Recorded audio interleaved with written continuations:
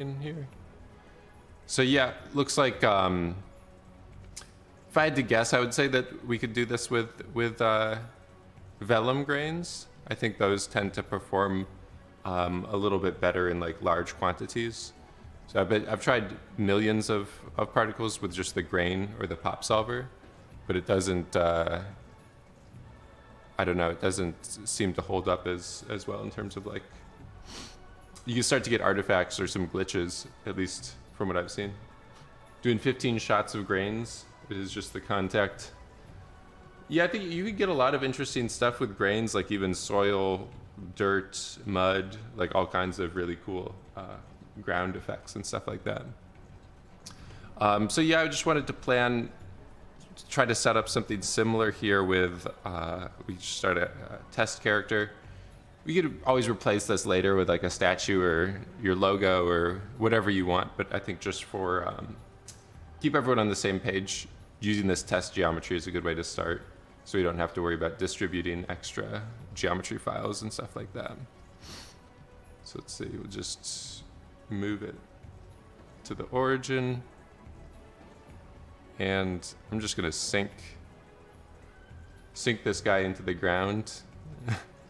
It's like it's some kind of artifact that we're uncovering. So we'll do this. And we could also work with the height fields, I believe.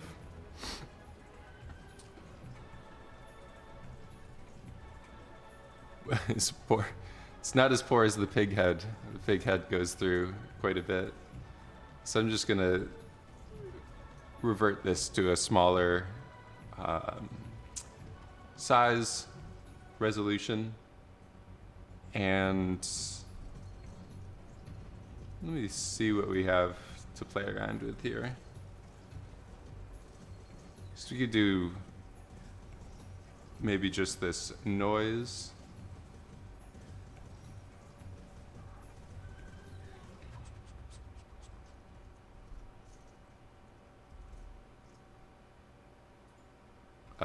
I keep missing it. All right, I'll get it this time. So do height field noise. And by default, these options are like quite high. It is intended for working at like super big terrain scale, like the size of a continent or something like that. But we're just doing a small mountain or something like that. So you can dial it down. I might also do this kind of mountain thing here. Ooh, nice. I like these colors.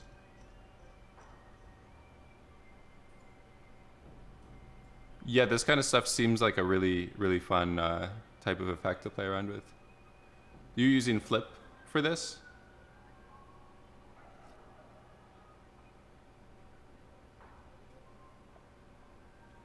Pop grain, I see it now. So yeah, I think it depends what your, those insides are really cool. I always wanted to do one of these constrained advection type of setups as well. But yeah, this is really cool stuff.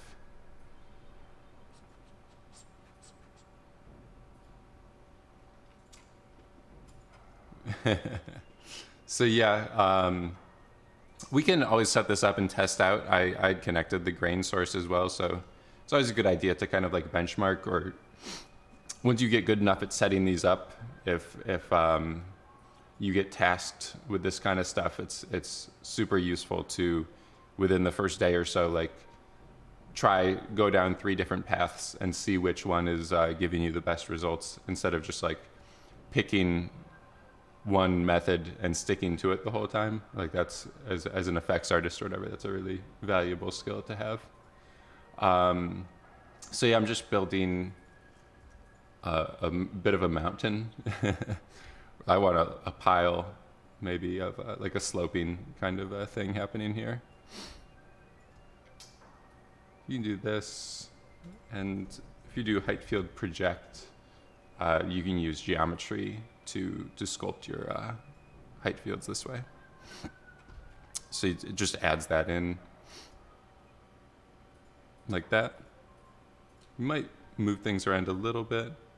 And then I think with this noise right here, I just want to mask it out. So we have, you can do different things with masks.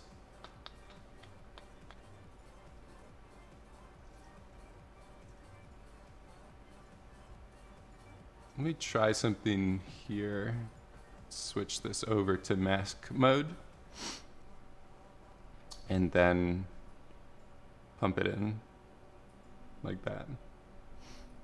So now we can just do this randomness in that kind of localized area.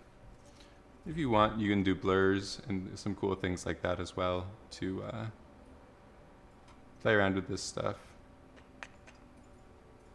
Just need to make sure to switch that over to mask.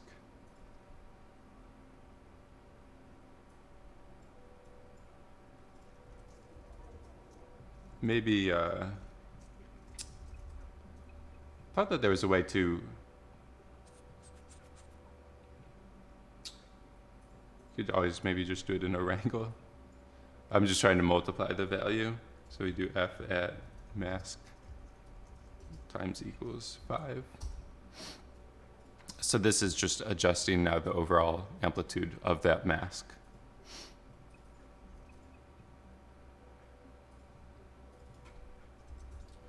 This radius, it is in like object space or whatever, so with the units you're using there, you just have to be a little bit careful about that.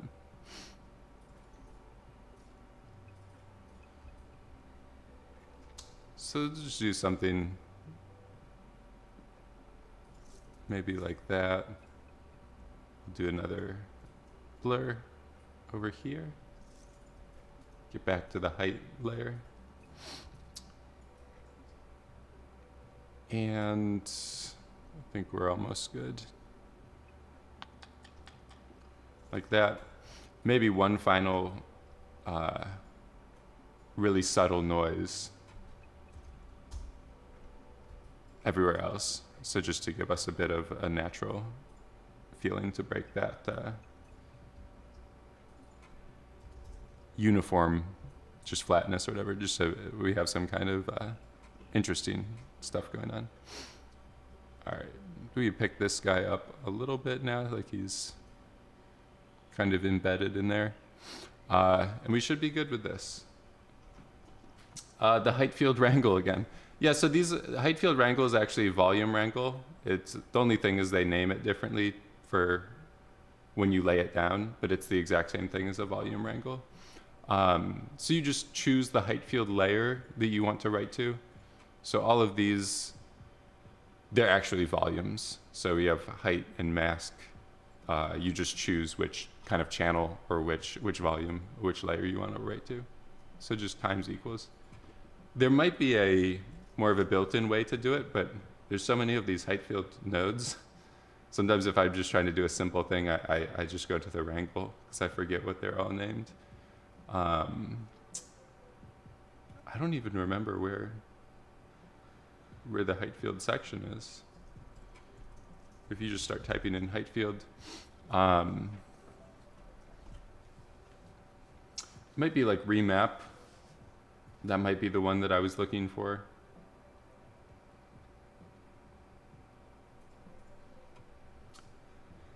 So this is like kind of like the levels tool in Photoshop or something. It's possible if I did something like that to the mask layer. See if this gives us identical results. So I think this is kind of the same thing. If you want to multiply by 5, you're just remapping from 0 to 1 to 0 to 5.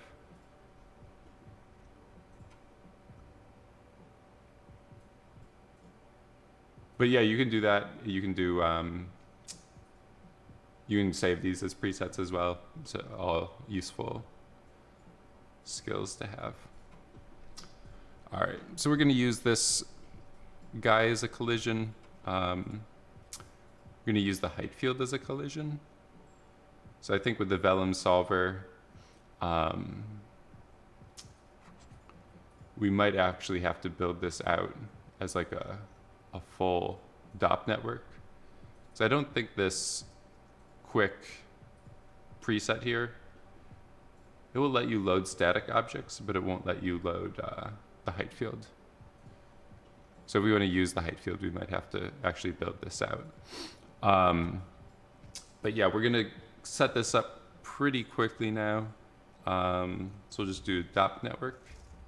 I go by Zach. How's it going?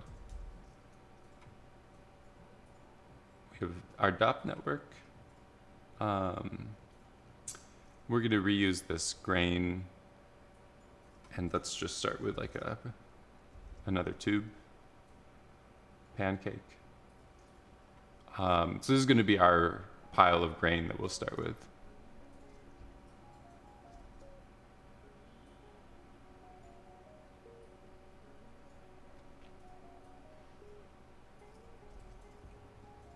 Houdini effects. How's it going?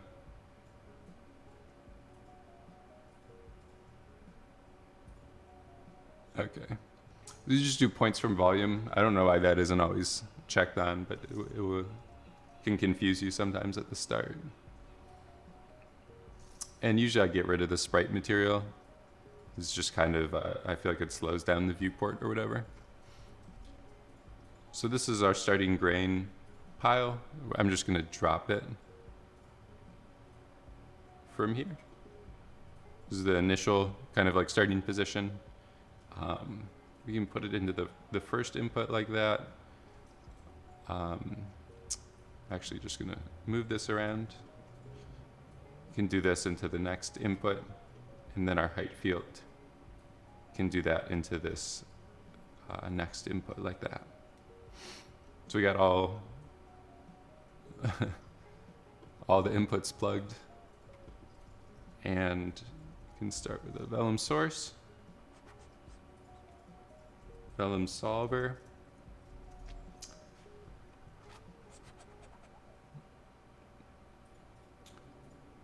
and just do, all right, we also need the vellum object. Random Render, thank you for the 5 gift subs. Let's go. So if you're gifted, or if you're a subscriber in any fashion, any of the tiers, any of the Amazon Prime, or anything like that, you can actually use your gifted sub to access the bonus feed of the Discord channel. If you do !Discord in the chat, you can link your Twitch. Your name will turn blue, or kind of purple, I guess. A little colorblind this morning. And you'll join this channel that's the bonus feed content, and then you can access all kinds of cool Houdini setups and stuff like that from within that Discord. So it's a cool bonus aspect of things going on over here.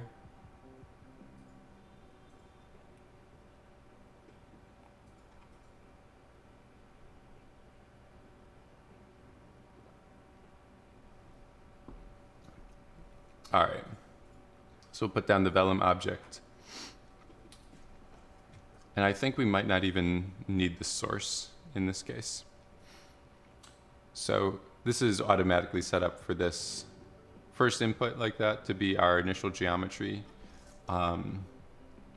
With the constraints, I don't think we need those set up. I think the bot, it won't serve you invitations. You can just reuse that, or if you wait like a minute or two, you can get the, it will kick you another invitation.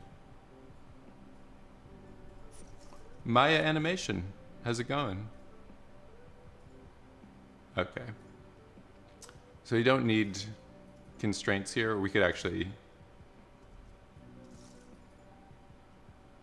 we don't need them. We'll just turn them off like that. And then we make a static object. And I could actually just copy paste this stuff. Just switch this to 1 for the next input of the DOP network.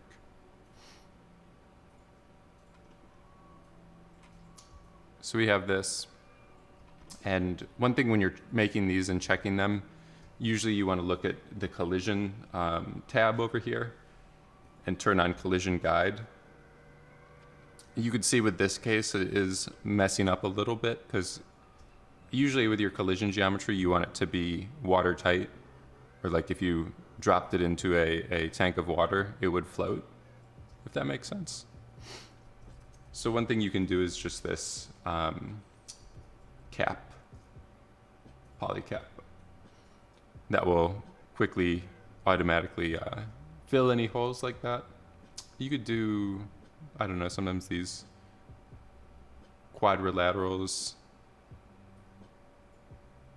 will try to give you better topology with some of these things. Maybe the quadrilateral grid is best. Thomas Honda got the lucky with the gift sub. Okay, so now if we go inside of here and look at the collision, again, it matches a little bit more closely. That's just something to be careful about. And then we can just get our height field. So just terrain object. And I reuse this expression, but just increment the input number. If we want to use height field, we'll just merge these together. Seagull Rush, how's it going, buddy? We don't really need deforming or any of that business. We should be good. So we have everything, finally. One last thing we probably want is just gravity. When you do build this out from scratch like this, you just need to be careful about that. Thomas Honda, thank you for the 5 tier 1 gift subs. Keeping this gravy train going. All right, so we have pop force. We can just plug it into particle forces like that. Just use the negative 9.8 standard Earth gravity. And then we can play our animation simulation. Usually we do have some artifacts and funky stuff happening. We should be able to clear that kind of stuff up a little bit, but it does look like our collisions are mostly working. So other than that, we're in pretty good shape. So if we go over here, there's grain collisions. This tab can be helpful. Sometimes I'll increase the max neighbors. If you're trying to stack grains like this, you usually, I don't know, I feel like you want more than 20 kind of like collisions or contacts to be able to occur. Some of this attraction weight stuff can be useful. This is kind of like wet or dampness. The more that you use, it will kind of like clump or keep stuff together a little bit. And then I think with this, I don't know, you could turn down the shock scaling power. I feel like that's what causes that initial kind of like springiness. One other thing you might want to do is just increase like these constraint iterations or substeps. I feel like the vellum grains, they do want or tend to want like more substeps to stabilize the simulation, which is like a little bit unfortunate because it slows everything down, but it's just like the way that things work. We could compare it with vellum, or I'm sorry, pop grains if we want. But you will see with like pop grains, if you use the shelf tool or anything like that, it will tend to like, it defaults you to 10 substeps when you use the pop grains. So even when we're sitting at one substep with this, it's like not really comparable to pop grains, if that makes sense. Because the pop grains, it just defaults you to 10. All right, so hopefully that makes sense, but you can see we've kind of stabilized most of the things a little bit. We do have some of these guys flying off a little bit. And they do have on the advanced section here, I think it's under motion, they do have this max acceleration. You could take that kind of low if you really want to make sure that you have like a stable, calm simulation. So acceleration is like change in speed or change in direction. If you want to limit that and get rid of really erratic ones, you can start to go pretty low with it. There's some other things you can do to calm it down. If you start looking at, back in this common tab, velocity damping, they have some things like that that can be pretty useful to use as well. So it looks like this, I'm not getting a ton of usefulness out of it. I'm just going to go back to the defaults. My animation, thank you for the tier 1. Let's go. So we have that as an option for sure. Let's see.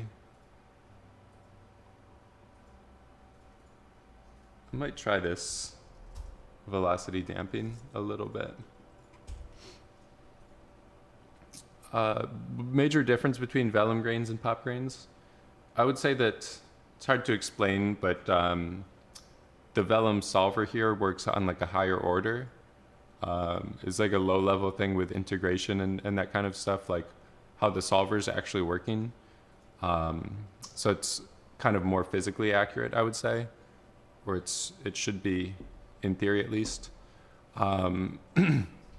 For simulating real materials and getting nice like clumps and stuff like that, I think it's a little bit better.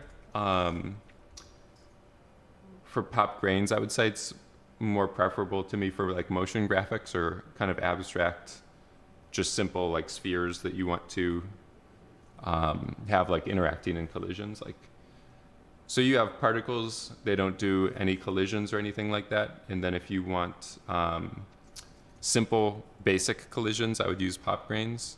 And then if you want more material soil qualities or like actual like more accurate physics, then I would go up to vellum solver. That's my layman's explanation. But if you look at the master classes or anything like that, there is a vellum masterclass that the actual developer of the solver goes over.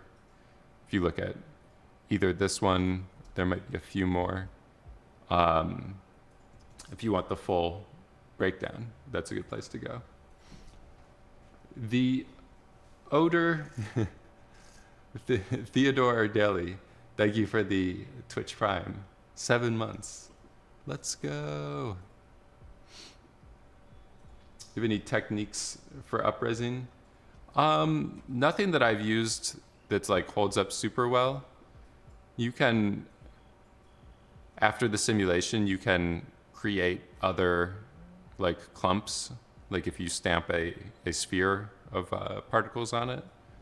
But usually I've just tried to get most of my detail in the base simulation. If you try to do it that way, the odor, sorry, this dyslexia or reading is impediment. But yeah, if you just try to get most of the detail in the base layer, I feel like that's one of the better ways to work. So hopefully that makes sense. You could spend a lot of time trying to upres things and get it looking stable, but with grains, I've usually, or vellum grains, I've usually found you could put like 5 million through your simulation. It would take like maybe half a day or something, but even that, it's not as bad as a lot of the upres things. You can spend a lot of time like debugging it, and you could waste even a couple days trying to get things and not get super promising results. All right, so we'll keep going a little bit with this. What my plan is this is going to be our initial simulation. Kind of like if you use cloth, you do like a drape, initial simulation, and then you do a simulation on top of that, or you use it as like an initial starting position, if that makes sense. Just gonna get rid of this sound for right now. We'll dial ourselves in and get focused here. So could make this a little bit taller and just move it up a little bit. So I'm trying to make enough sand here to completely smother, to completely hide our face, and then we can kind of reveal it by blowing some of this sand away.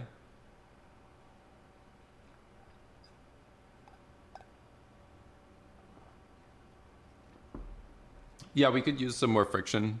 That's a good idea as well, to keep things from sliding off of him.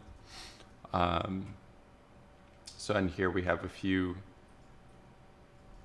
different frictions, and usually I'll just increase both of them at once.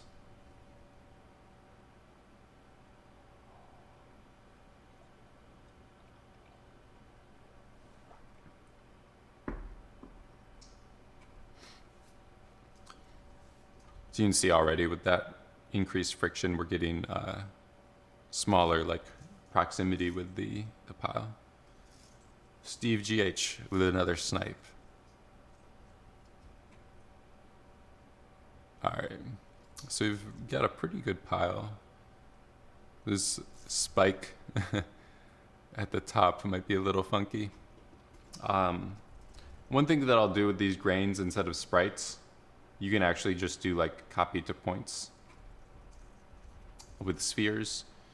If we do this, I just want to make sure we're only bringing in the grains. So I can do vellum star. This is just changing the scope to only vellum objects. So we're not getting the static collision or the height field. And then these already have p-scale for collisions, and I can display it like that. And it still works pretty quickly. If you're on your own setup, you might have your settings a little bit different. But usually I set this tessellation. If you press D over the viewport, change your geometry tessellation to be pretty low.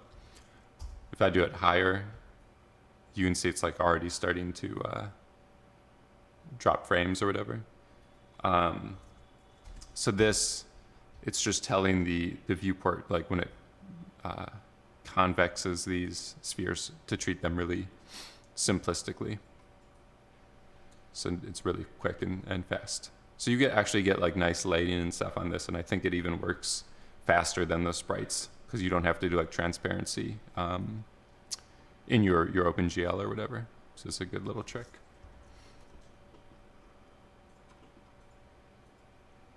You able to distribute p-scale values in the sim, or only work with one?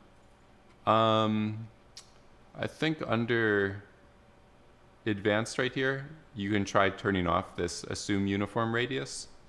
You might lose some speed if you have varying p-scales, but it is definitely possible to do it. I think with the OpenCL stuff, that they're doing like under the hood, you lose a little bit of like parallel solving capabilities once you disable uniform radius.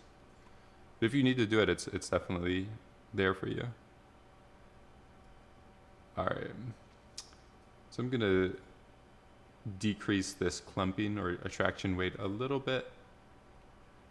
And I think with this friction, can lower it a little bit more. And I might be able to get away with a little bit higher particle count. So we do 500,000. That should be a pretty good starting point.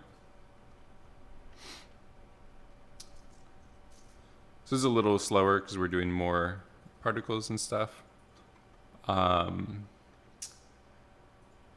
just going to set that, move my time slider to frame 24. La Galactique. How's it going? I'm back. Yes.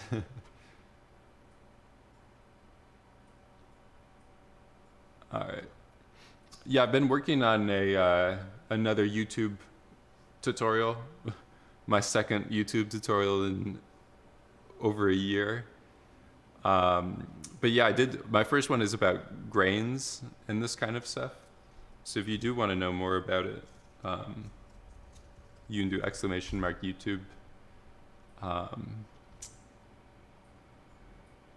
And here it is, just doing vellum grains. We did this character disintegration, get some useful stuff with it. But yeah, I did do kind of a dry run. I've been trying to get this fractal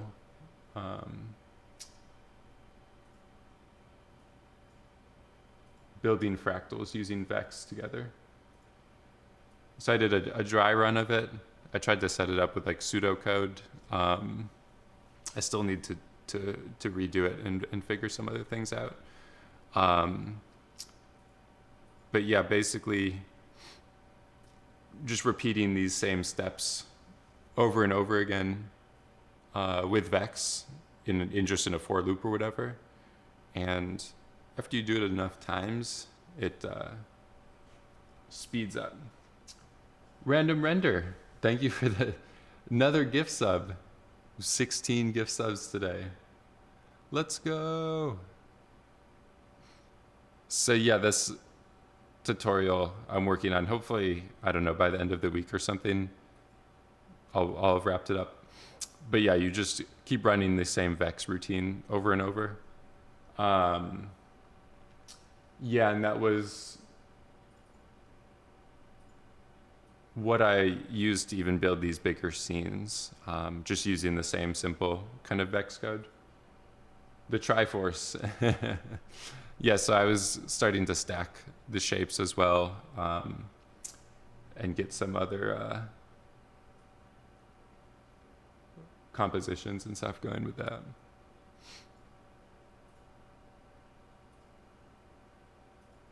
So yeah, I've been working on it, trying to get it more simplified or a better presentation.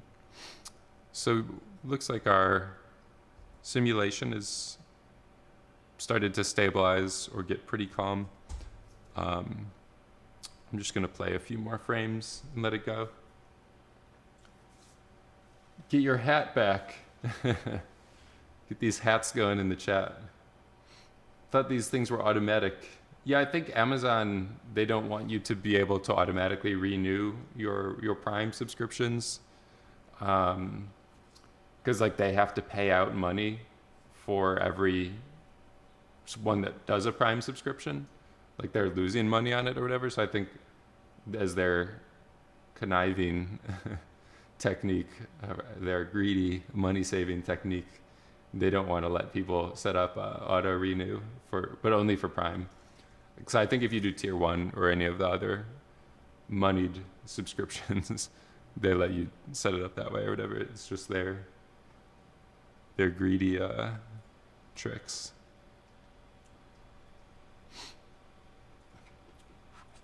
I saw the SIGGRAPH Hive one that was like a VR.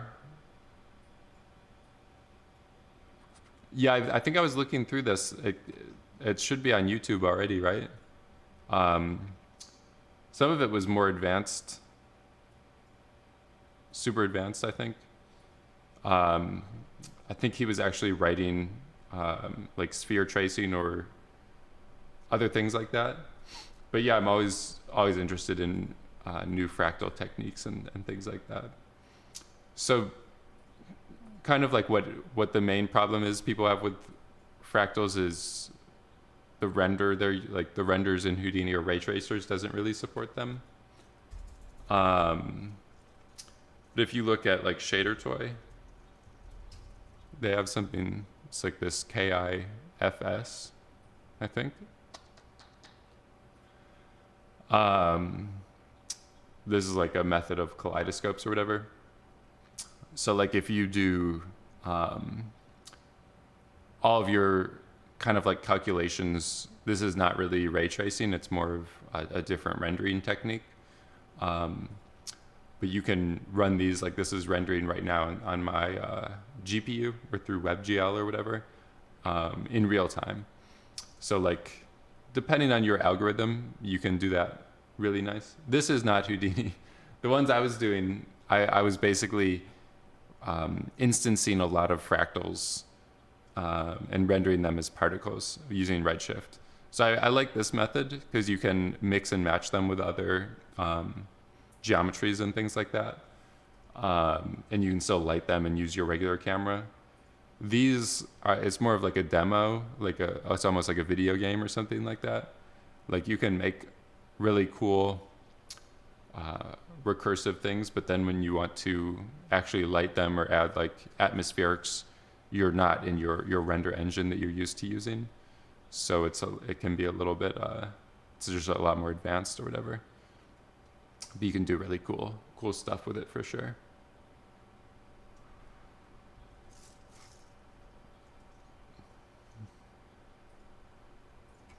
All right.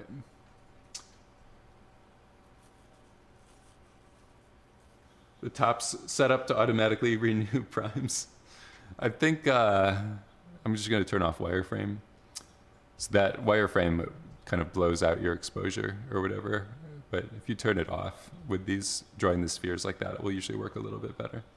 So it looks like we've got a natural pattern now. You can even look underneath and you see we have an imprint. That's where our collisions are. And now that we're this far along, I'm just going to cache out. If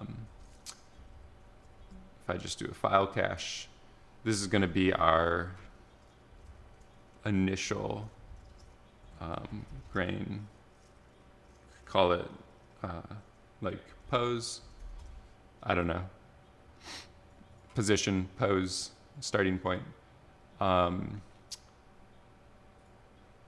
Instead of doing it like this, I'm just going to set it up like this. I usually use a time shift. You can just save it at the current frame. I usually include a time shift just so if I reopen the file, I remember what frame I'm saving things at. You could also do like a custom frame range and just set this to one number, but whatever way you want, it usually works good. We could just put this in our temp directory, $temp and $OS, like that. That's just a quick way. We'll just put it in your temp, whatever your operating system uses as your temporary file directory, and then just it will save it with the name of this node. So we do that, and now we have it baked down, where we don't have to worry about like time dependent or anything like that. So that's pretty cool. It's probably a good point to save this scene. You can do that as well. This is the 18th, I think. And what is this going to be? Vellum dust reveal. Okay.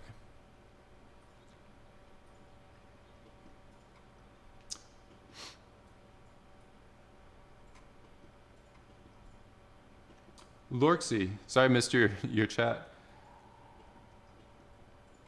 Yes, hopefully that flower stuff is somewhat useful. It might, I think it might take a while to pull apart, depending how experienced you are with things.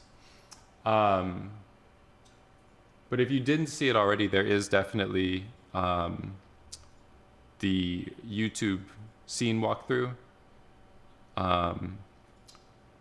So this should clear things up, hopefully. It should, if you download the file and you could watch it alongside this or even try to rebuild it or simplify things. That's a really good way to learn from it, I would think. And one more thing you can do is like, there's some subdivision nodes happening down here. If you turn those off, they're quite high. So if you want to just scrub in quicker or playback, you can turn off the subdivide. Another thing that I talk about in here is like, if you just run one pedal through your solver at a time, you'll get almost like real-time playback. So just, if you're trying to learn from things, don't like pick up the full simulation, wait like 10 minutes, change a value, wait 10 minutes or whatever. That's always something I was messing up when I was learning, is that I was working like really slowly. If you do that, you're just learning at a much slower pace.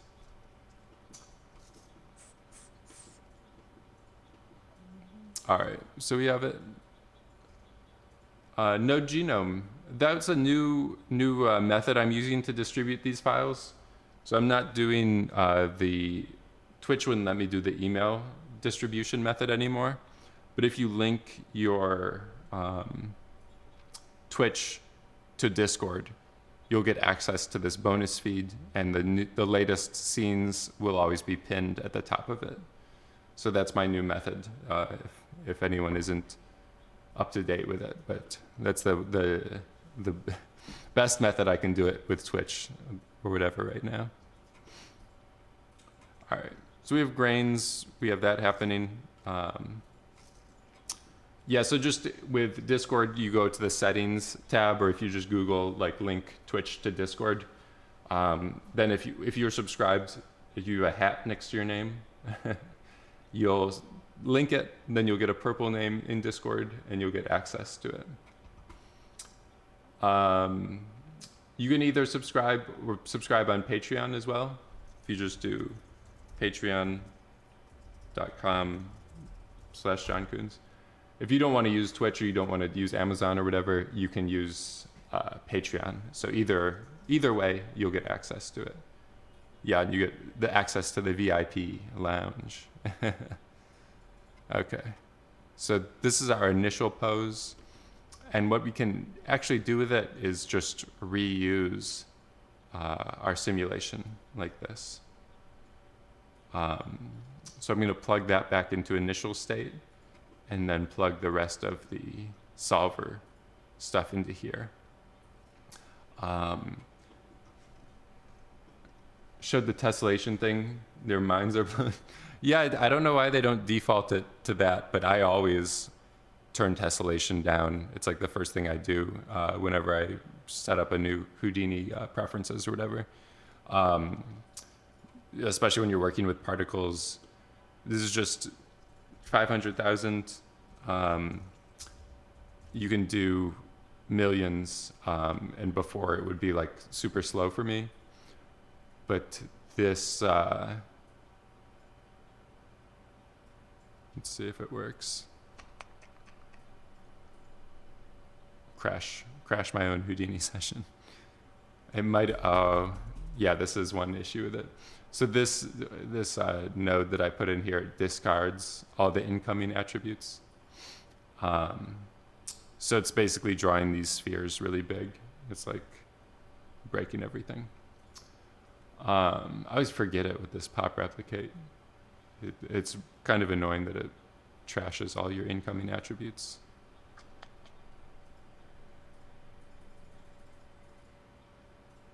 Okay, I think I fixed it here.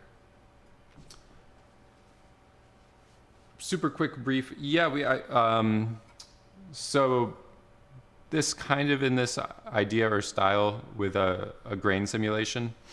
I'm not going to try to replicate this 100%. This is Jacob Spicek's R&D or his final presentation. I always feel kind of bad like completely copying someone's work, but it's a good idea to have like references for your own R&D or also just for like streaming and stuff like that.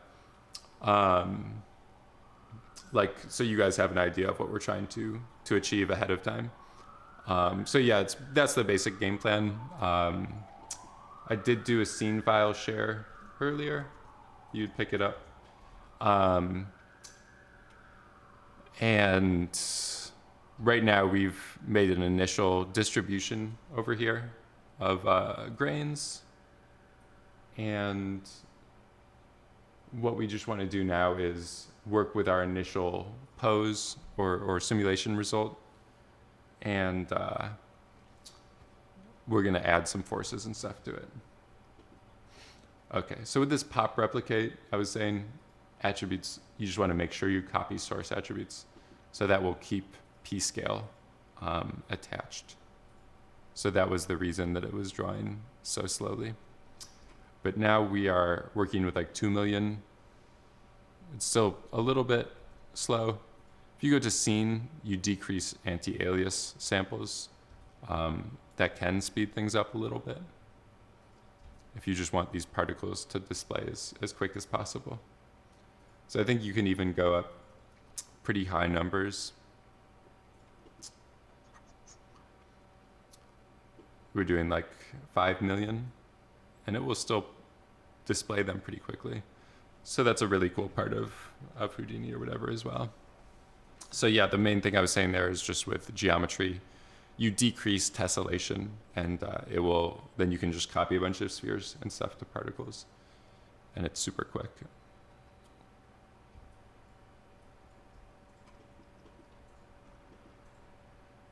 So yeah, if you're making flipbooks or stuff like that, this will speed up your flipbooks and everything.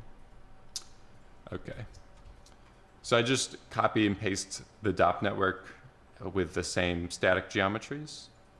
And we're already set up here to get our initial geometry. And you play around with it.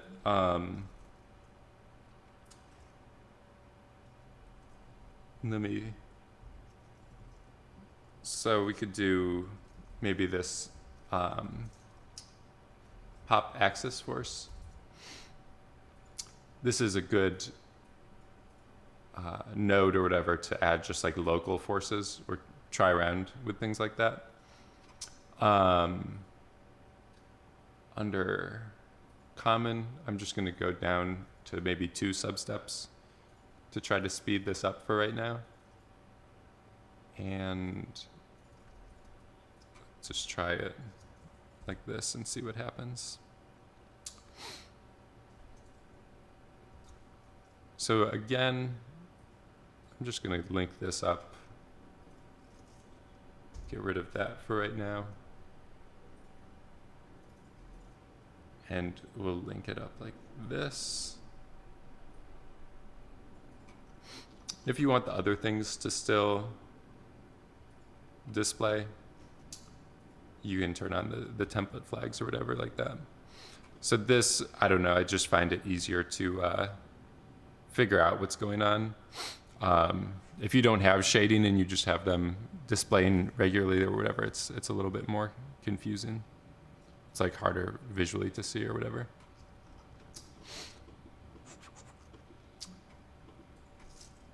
You're on time, Trickstore VFX.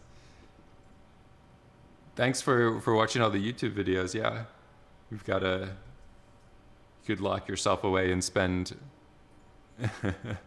a month not sleeping and just watching all of the back catalog. So we have orbit speed. You could tell a little bit with it, like it's only getting the outer perimeter, but the inside isn't spinning as fast. Usually people tend to balance like either this suction or lift then you can start to get like more interesting pulling. If you just do orbit, like the outside will always spin faster than the inside. So if you want things to actually get pulled inwards or whatever, using this lift speed stuff is starting to make things a little bit more interesting. So I think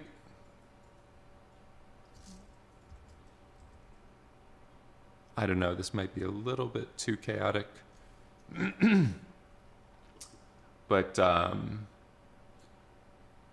don't know, you start to get the ideas. This is one of the simplest forces to add in terms of like having some local proximity control to everything. It behaves pretty nicely for something that's just super quick. Vegan nuts. Almost done with your first 2-week turnaround. 2 weeks is pretty quick for first project at work, but congratulations. Let's go. 2 weeks is pretty stressful.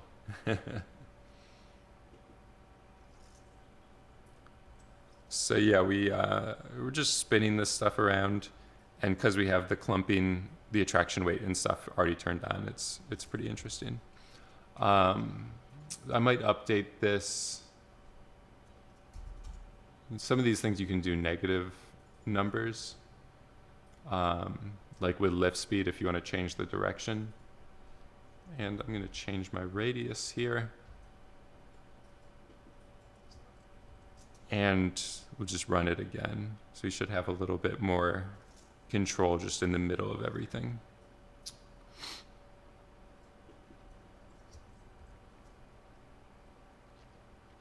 So I think with my suction or my lift, I'm going down instead of up. So it's causing some funkiness. Like it's just trying to push everything down super quickly. So let's go back the other direction. The end goal, yeah. This is my kind of like reference or target or whatever. Really nice work from Jacob Spacek. This is just a rough idea. I'm not trying to replicate that like shot for shot or anything, but it's just the idea of the direction we're heading in. So I think I've made a mistake here and I've turned it into a geyser. So we have a full lift off happening. So I have my lift speed way too high, as we've got an Old Faithful bursting out of the ground. So we could do maybe something like 0.5. I'm just going to try shifting these values around a little bit.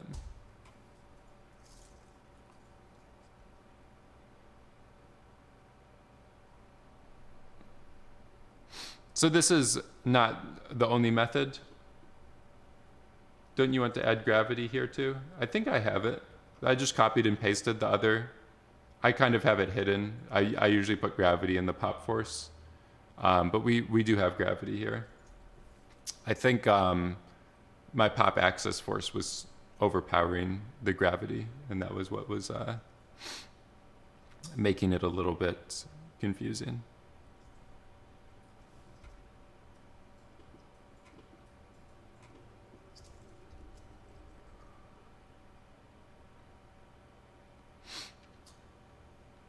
So yeah, I think it's a little out of whack here with some of my forces. You could do a pop sim without grains. I'm a little hesitant to spend too much time. I feel like the forces, I don't know, like I've tried to do some stuff like that in the past, and basically it doesn't look the same, I guess. I I would say, especially with like the weight of things pushing on each other, like you lose enough of that that it's too different to kind of reuse that stuff. But I think one of the mistakes I'm making is just that this method is a little bit hard to kind of art direct and stuff like that. If you really want to dial stuff in, I would say like just disabling self collisions and reducing substeps. This would be one of the better ways to work more quickly here. But again, it's like not super indicative of your final result because you're losing the motion of things pushing on themselves. But you could see here with like everything will flatten out pretty quickly. But if you want to get an idea of the forces, you can disable self collisions. Yeah, that's a good method, I would say. That's like the quickest way to switch over to dumb particles. But yeah, I'm down with one substep, so it's already like gonna give me different results than I would get otherwise. But this is, I would say, the first or easiest method to, I don't know, not easiest, but it's the most straightforward method of messing around with this simulation. Can I actually get rid of suction? I'm just going to get back to something sensible for this method here. And we can move on from this after a second. Okay, so we'll do 6 substeps, and we'll go up to the object level. I'm just going to move my scene around. Maybe something like that. We'll do a quick flip book using these settings. So this might take a minute or two, but this is going to be our first approach. So that pop axis force, it's a nice way to art direct your, like sculpt your forces. You could see that sphere visualizer when I put it in there. You can even animate that and move it around, but it's super useful way to almost paint forces into specific areas.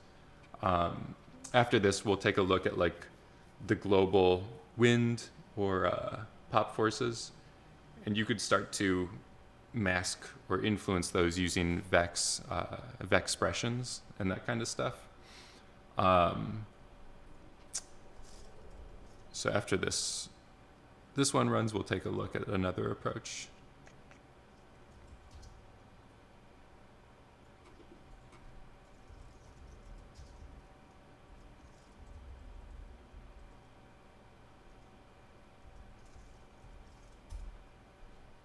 Oof, I did it wrong.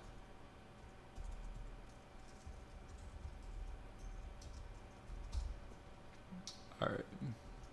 So I think I might have messed it up and my forces weren't strong enough.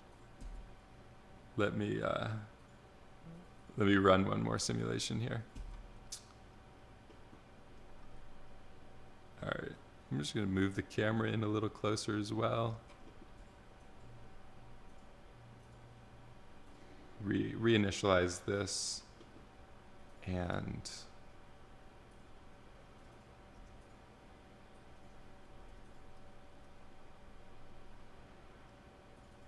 let's try something like this.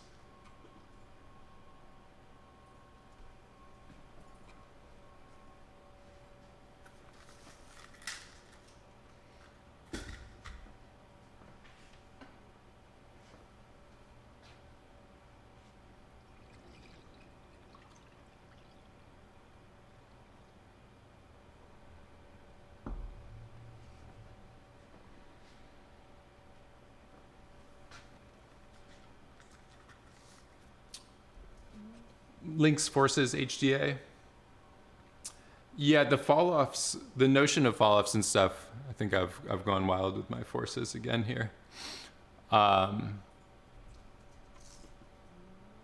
the fall-offs and that notion of things is a really useful way of working.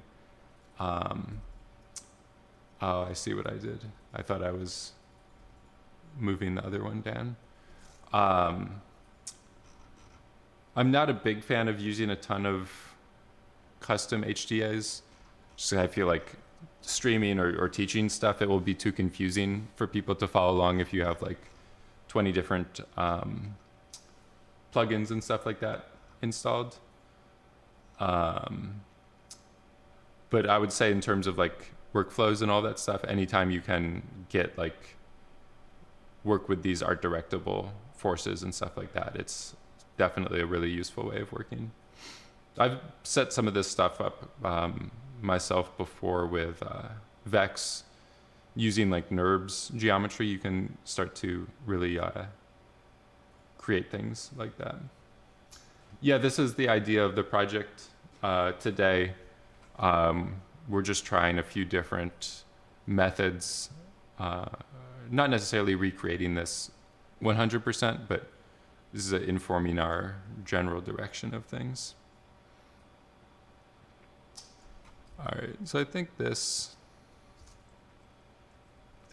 finally like got these speeds looking a little bit more like I wanted them to.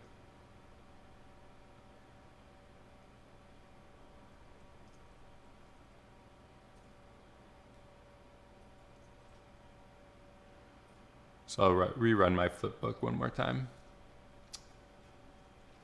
Yeah, this is just the first method we're trying out. We'll try a few more later on.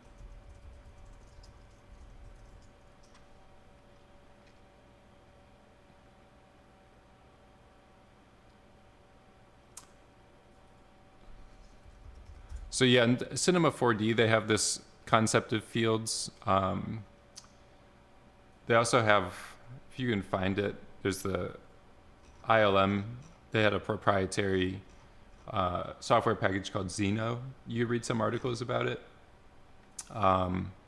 You could see some behind the scenes shots and stuff like that where they're usually working with some methods to sculpt forces and things like that similarly.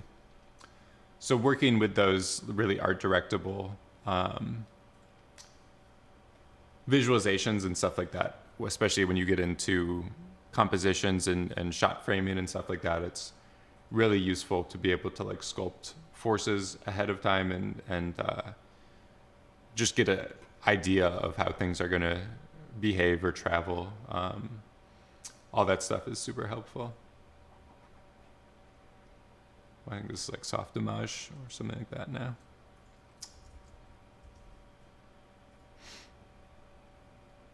So you get the idea here. We're more of like a quicksand kind of territory or something like that. But it's definitely possible if you spend enough time kind of animating forces, you could get something somewhat interesting.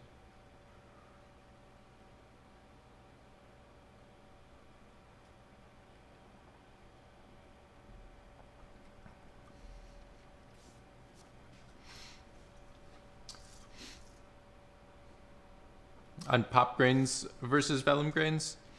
So yeah, I think with vellum grains, a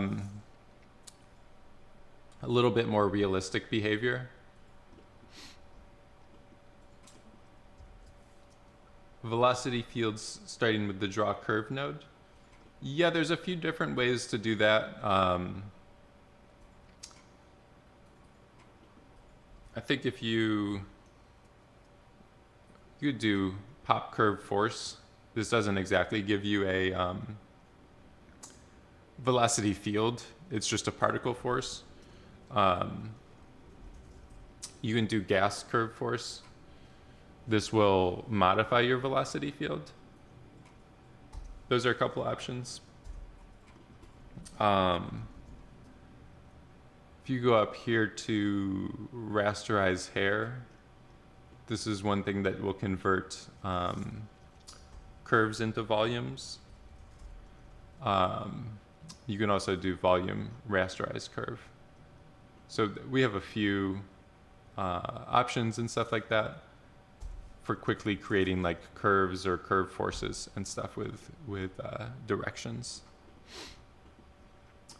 So yeah, that's one option. We could switch this over as well to pop grains and give that a try. So I'm just gonna slide this over, holding Alt to create a copy of everything or a new version. And we could actually move this over into pop grains and see what happens. One thing we're gonna wanna do if we do it that way is use an attribute node up here, and we're gonna wanna clean a lot of the vellum attributes off of it. So we probably only wanna keep p-scale if we're gonna use a different solver.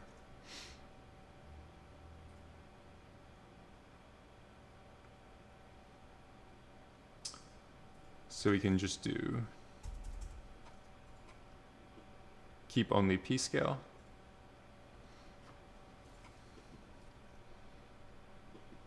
The easiest way to move pops around the object. It depends. You might need to explain a little bit more what you mean by around, like clinging to the surface or just orbiting, or like there's a lot of different ways that you could achieve that. So let's make a pop object, pop grain, and pop solver.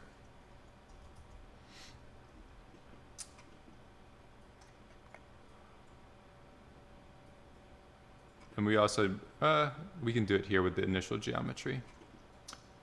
So this, I'm just gonna reuse this expression. We want this to be the primary input. Yes, with pop grains and vellum grains, this PBD or XPBD is kind of just like, maybe it's a little bit of marketing terminology. If you do look at the vellum, it is what's called like a higher order solver, like the integrator. It's doing a little bit more math in terms of like previous and next, or it's also like calculating, it's more time steps kind of.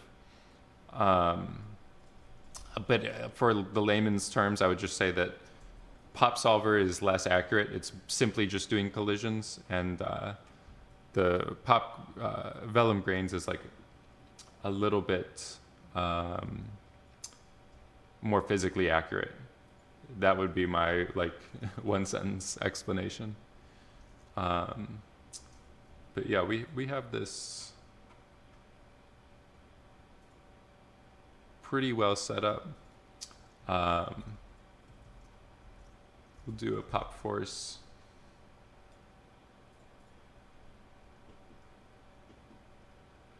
I wouldn't necessarily say like more optimized or upgraded. Like there's definitely places where pop grains will work better than others, but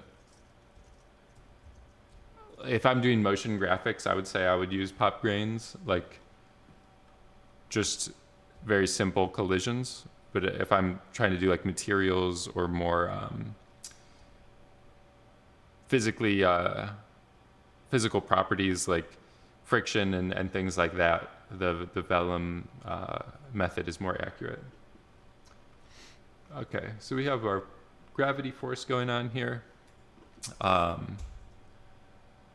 You can see our collisions is like not holding up as well. Let me take a look here at one more thing.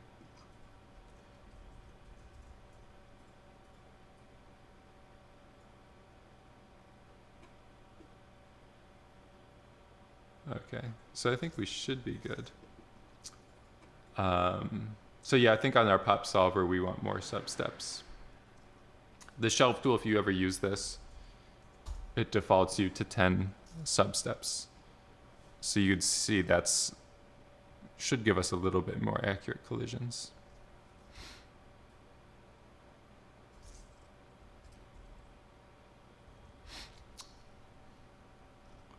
So if we want to, we could maybe do another pop force.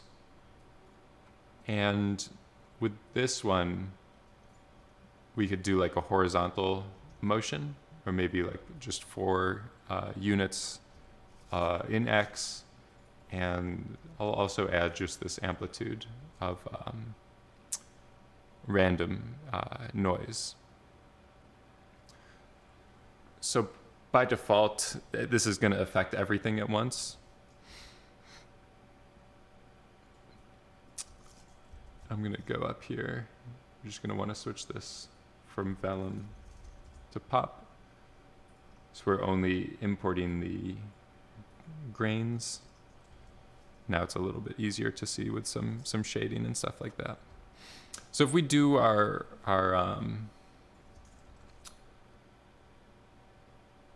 force like this, it's just uniform and it's not affecting everything.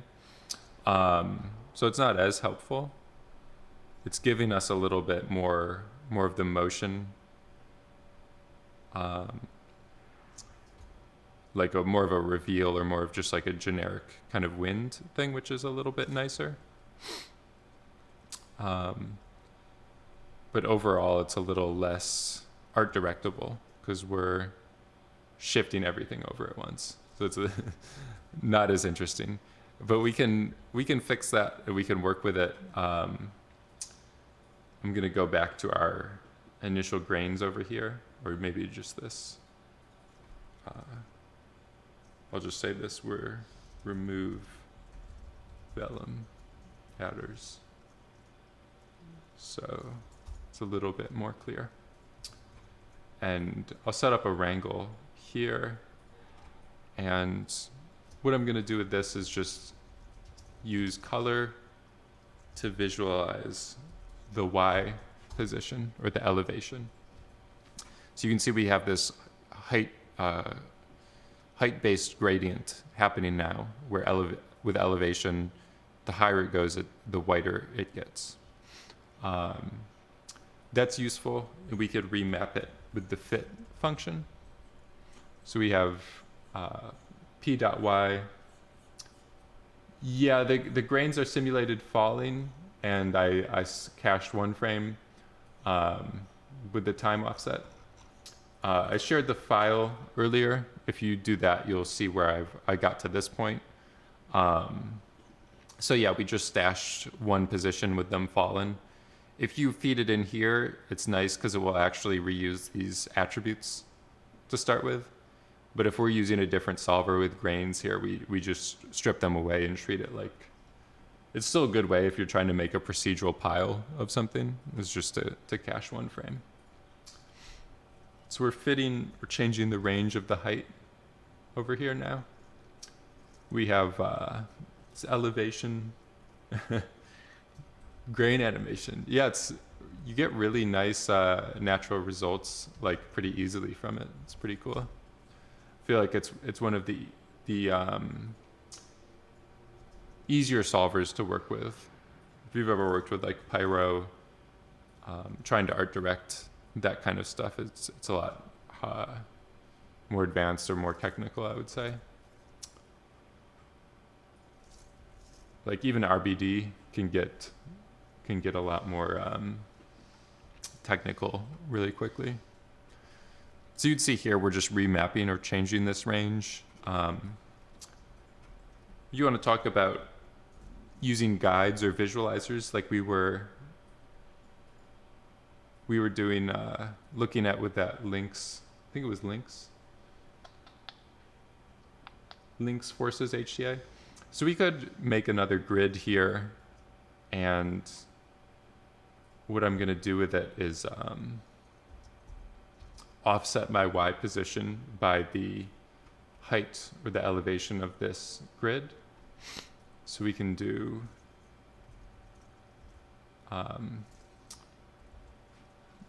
get bbox center of that first input, and then just look at the Y component. And then here, we probably want to go from like -0.5 to positive 0.5. So we're centered around 0. And then if I move this, we now have like a visualization of it. You could maybe go a little bit smaller with it. We're just using this as an elevation reference, but it's a little bit more art directable now. Yeah, Mops is pretty cool as well. The labs tools are great as well. I'm not a big fan of using a bunch of plugins and stuff for teaching. I don't know. I feel like it's can also just be overwhelming if you sit someone down in front of Houdini and there's like 80 plugins installed, and there's the QLabs tools, and then like they go to another facility or studio, and those don't exist. Yeah. I'm just reiterating this for the chat as well.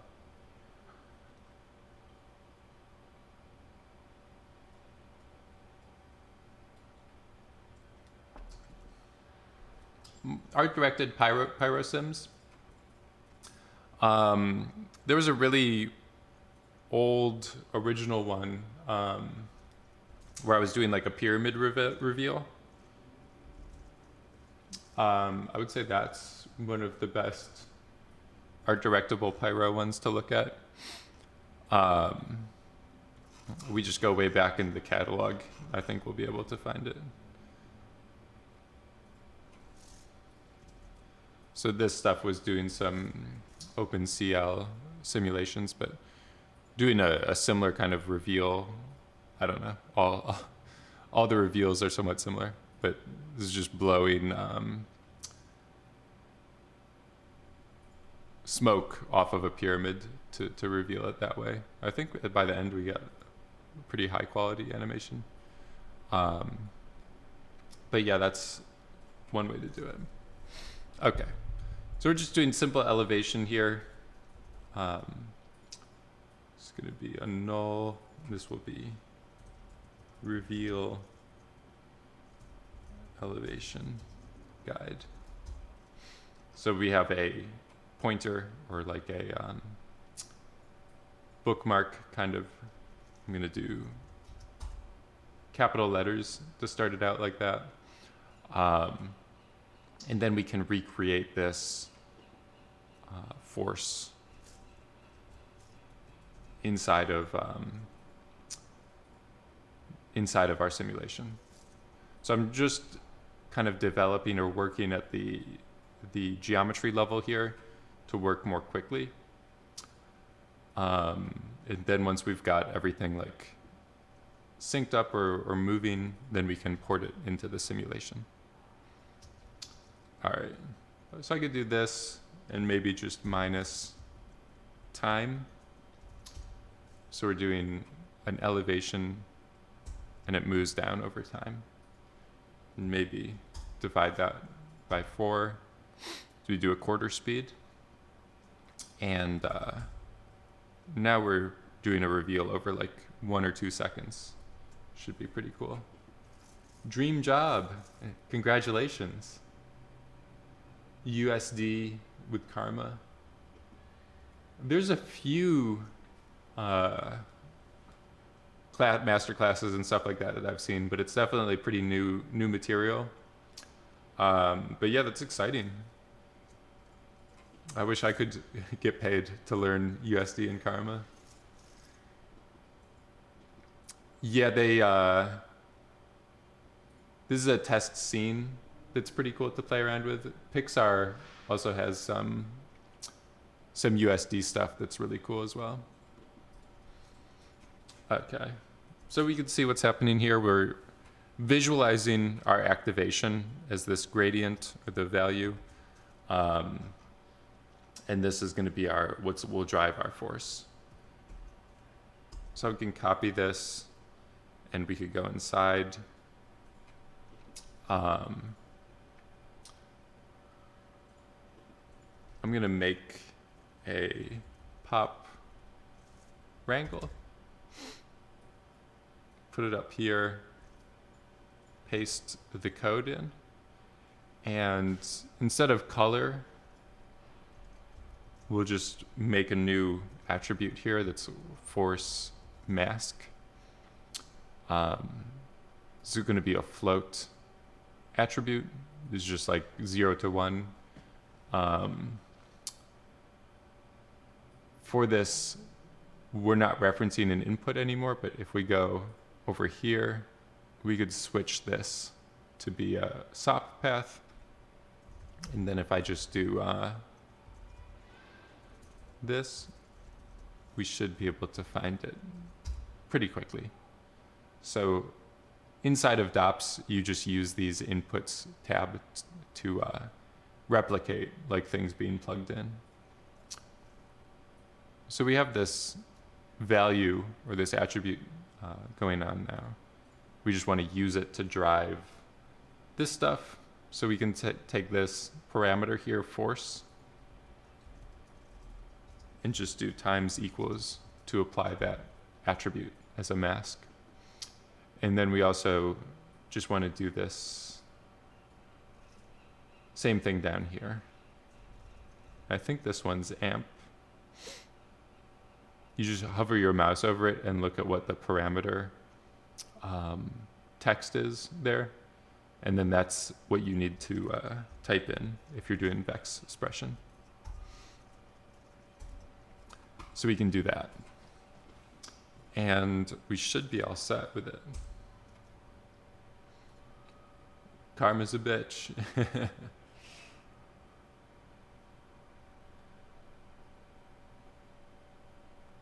So this should be updating. We'll give it a second to cache. We'll see what happens.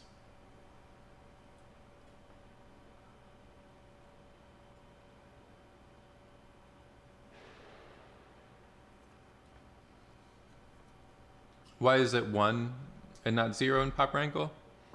You can use 0 with those inputs. You always have 0 through 3.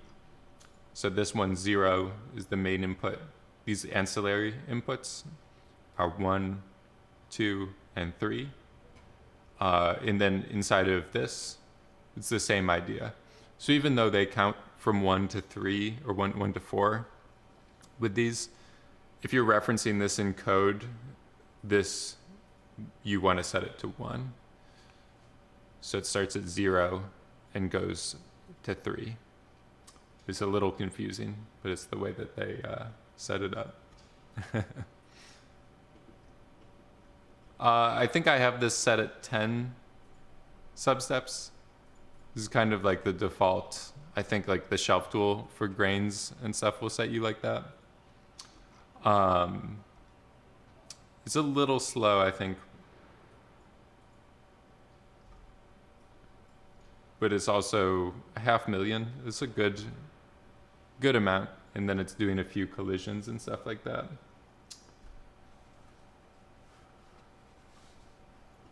Yeah, I'm just using the same numbers and keeping it somewhat simple that way in terms of those inputs.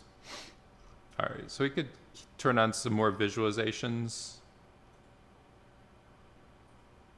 Our other characters and stuff on. And we'll do a flipbook from this POV.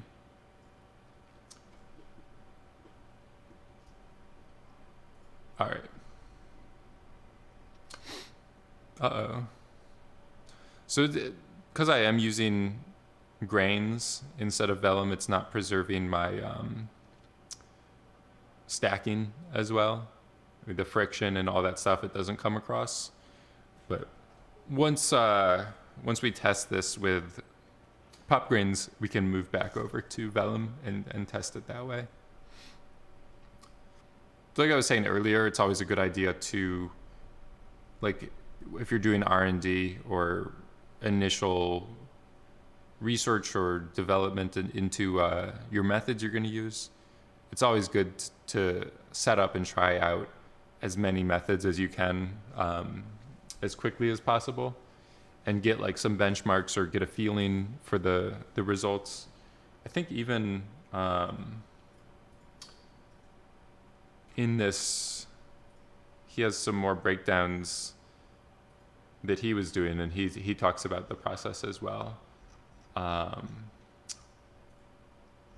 think it was on Behance, at least. But he was talking about using the flip solver, using other solvers, and you also learn more that way as well. So it's a win-win for you if you're, the more time you have to test and try out other methods. It's always super valuable. Genetic distortion.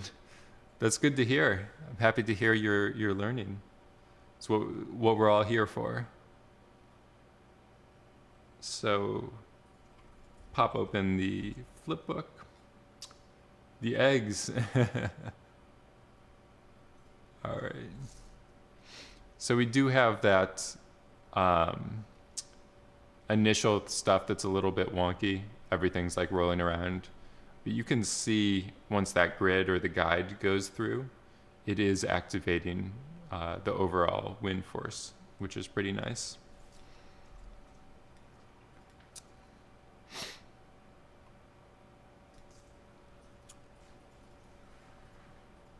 You actually working as a freelance artist? Yeah, I've been working freelance for Houdini is like maybe 8 years or something now. But yeah, I've been freelancing with Apple for the majority of this year. So I think we're getting, starting to get maybe a little bit of like interesting stuff happening. A little bit of that like wind whipping over the character. Some bounce or something like that going on.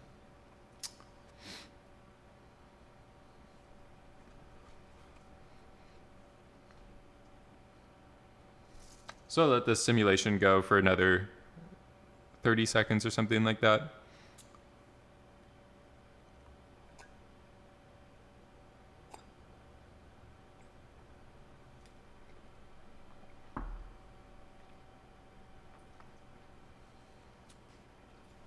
Starting to see some of his face. It's pretty cool.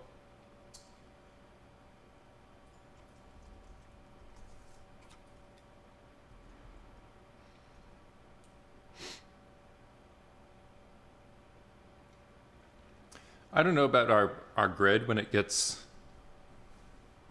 so low that everything is activated. I think that's something we don't want to have happening.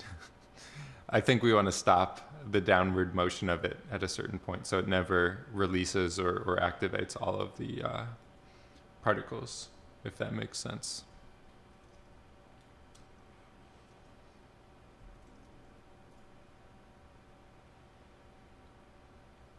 But we're starting to get some interesting stuff happening here.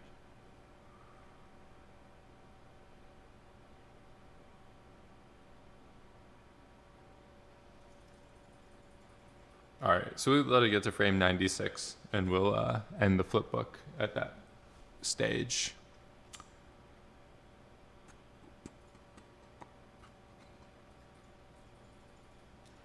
Okay.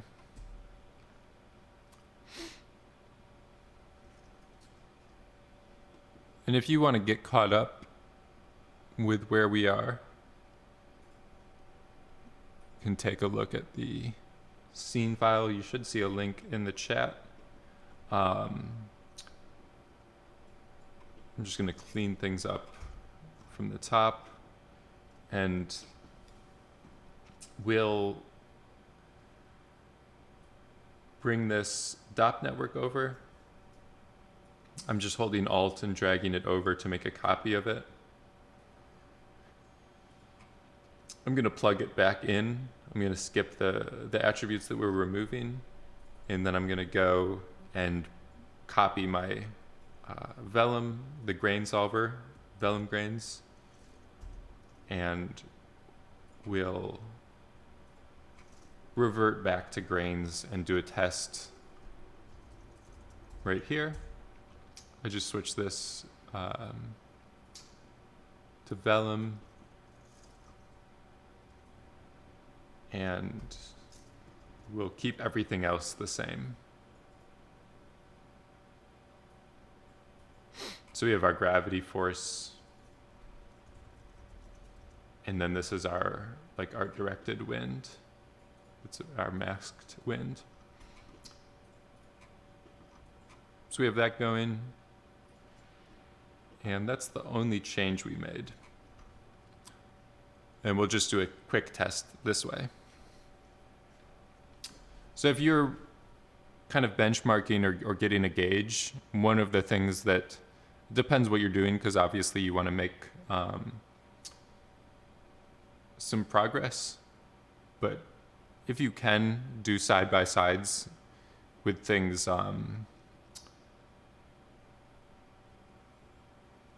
as much you're changing the least amount between the two tests.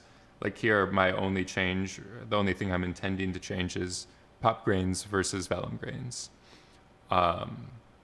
There's obviously the art directed or the animation note that I had where I wanted this grid to stop, but I don't want to add that change in yet because I just want to see, like, I want to get a pure side by side to see what's going on. What is the final particle separation you expect? It depends. You could, I don't know about particle separation, but I would say we could get up to like 2 to 4 million total particles. It's going to be difficult to kind of do that on stream because the nature of simulations, when you start to actually get like production quality results, you're probably going to be taking a couple hours to let a simulation go. But sometimes I've definitely switched to like picking up the stream. I'll let a simulation go, and then a couple days later we'll revisit it and work on like shading and lighting and just work from the cache. But yeah, it's one of the downfalls of VFX simulation is it's very time consuming.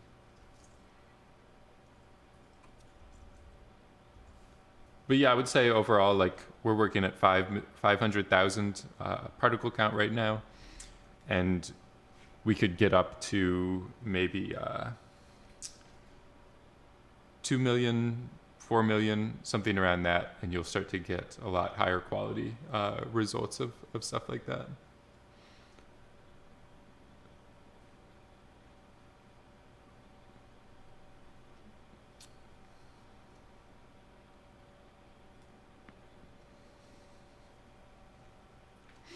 So I think with this,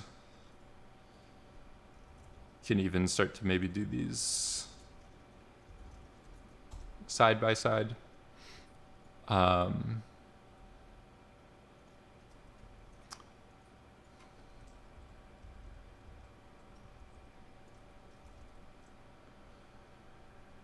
With this is the pop grains that I have on the left, and then this is the vellum.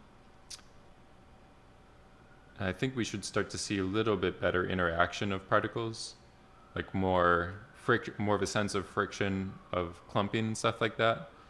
And that's kind of what I was getting at earlier when I was saying with vellum grains, it seems like you get a little bit more realistic, like physical interaction in terms of friction, mass, and all of those things giving you clumping and stuff like that.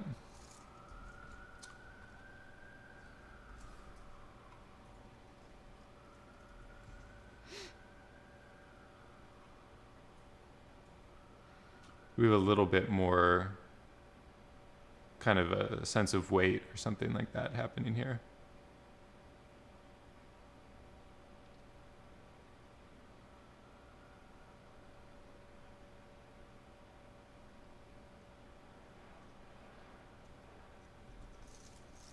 All right, so let this simulation run. We'll try to get up to maybe frame 96. We'll see what happens.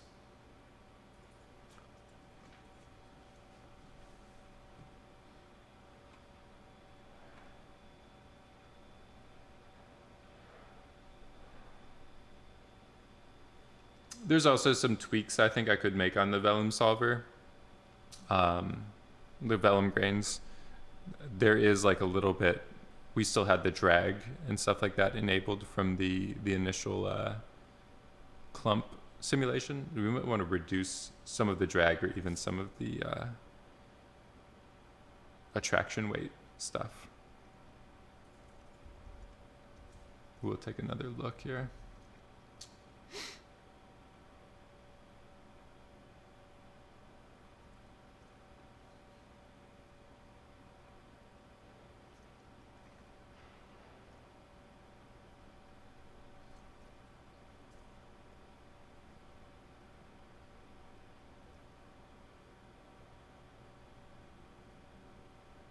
If you really wanted to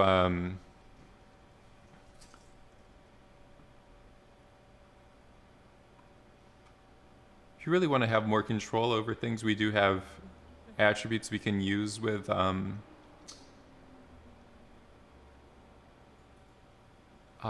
these particles to treat them like they're frozen ahead of time. We might want to do that to get rid of this initial pop at the start.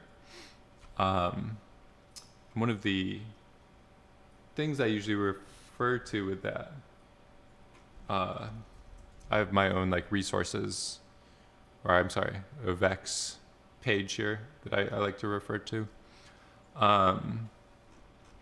So if we look at these vellum attributes, you can see that we do have this stopped, that's an integer attribute.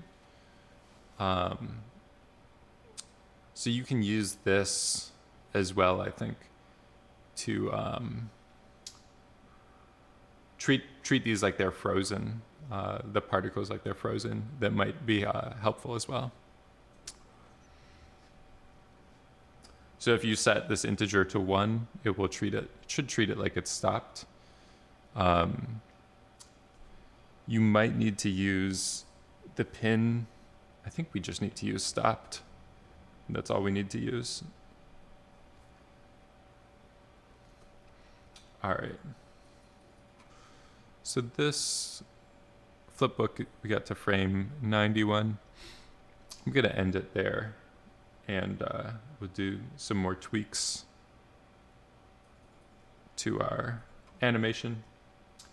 I'm gonna look at this output, and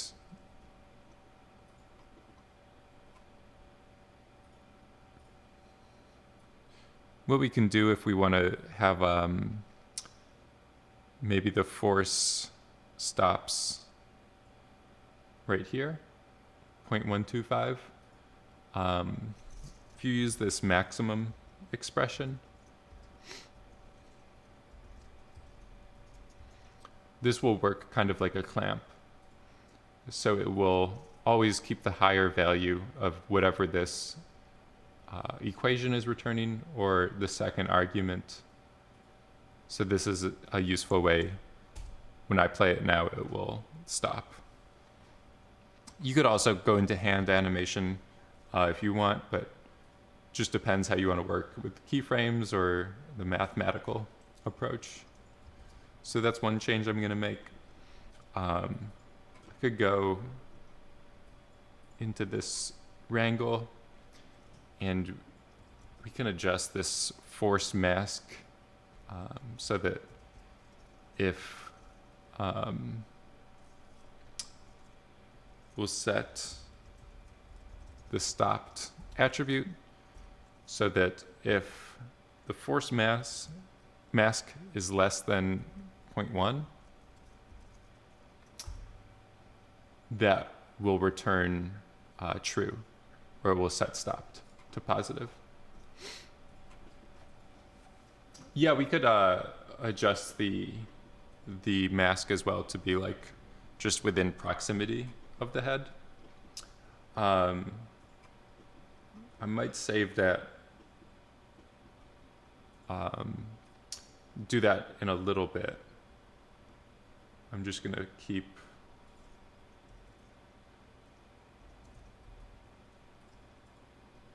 moving with this for a second.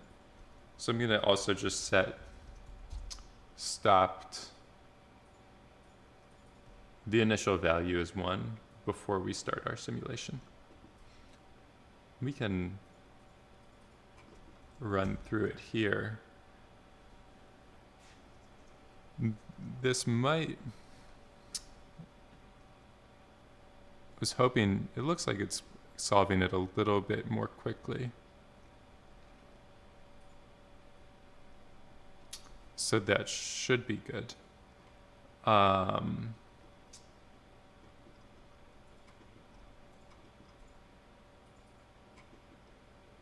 Let's do this.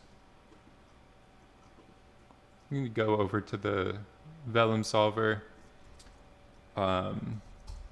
reduce this, reduce the substeps, and I'll reduce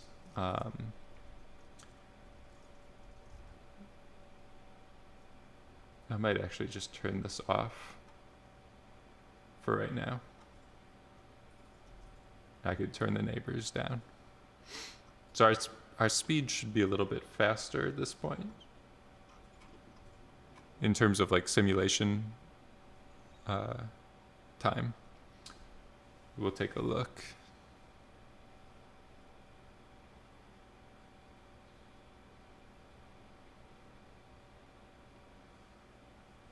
Yeah, it looks like it's solving a little bit faster. For rendering the ground, do you apply a sand texture? It depends. I haven't spent too much time on it, but there's a few different things you could do. I mean, we're using height fields. You could even bake high resolution, like displacement map using the height field tools. But the quickest and easiest for sure would be using a texture. So you just have to convert the height field to geometry. Under that resources page that I was going to earlier, I do have some textures.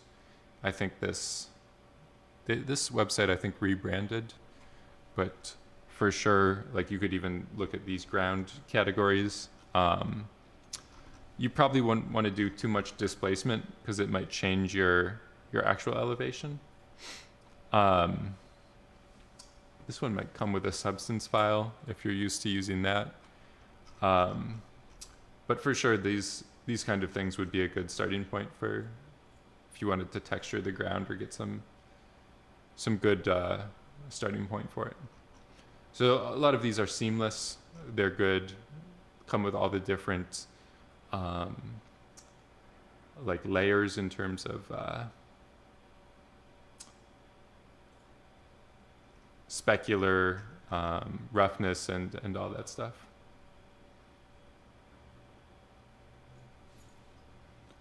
Yeah, I guess they rebranded to ambient CG, but that's a really useful one.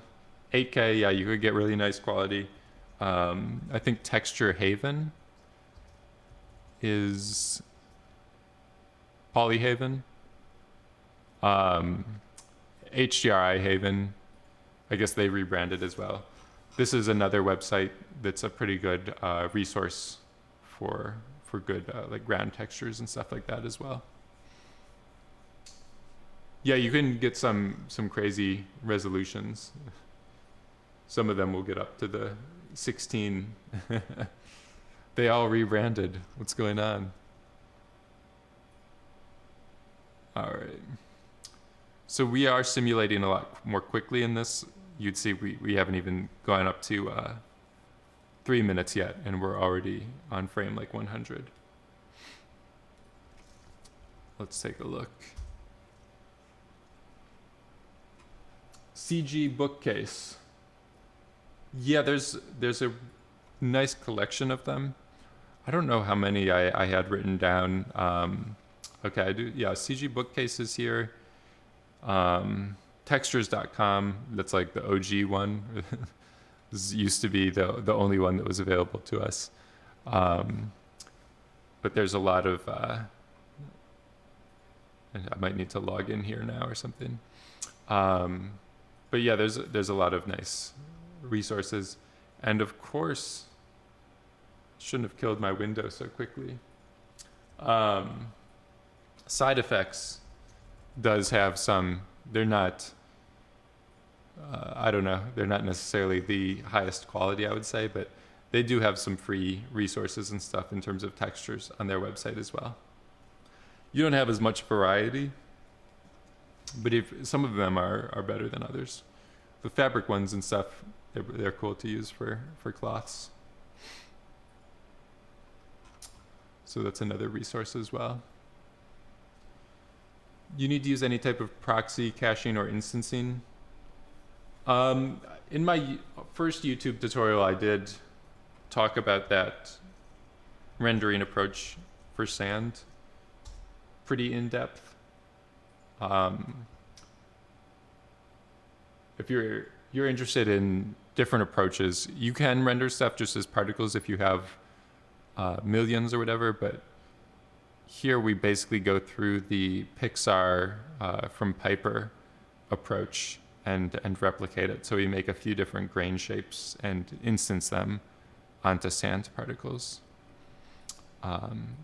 So yeah, if you're looking to talk about packed disk primitives and that whole workflow for instancing and stuff like that, pretty useful. All right, let's take a look here.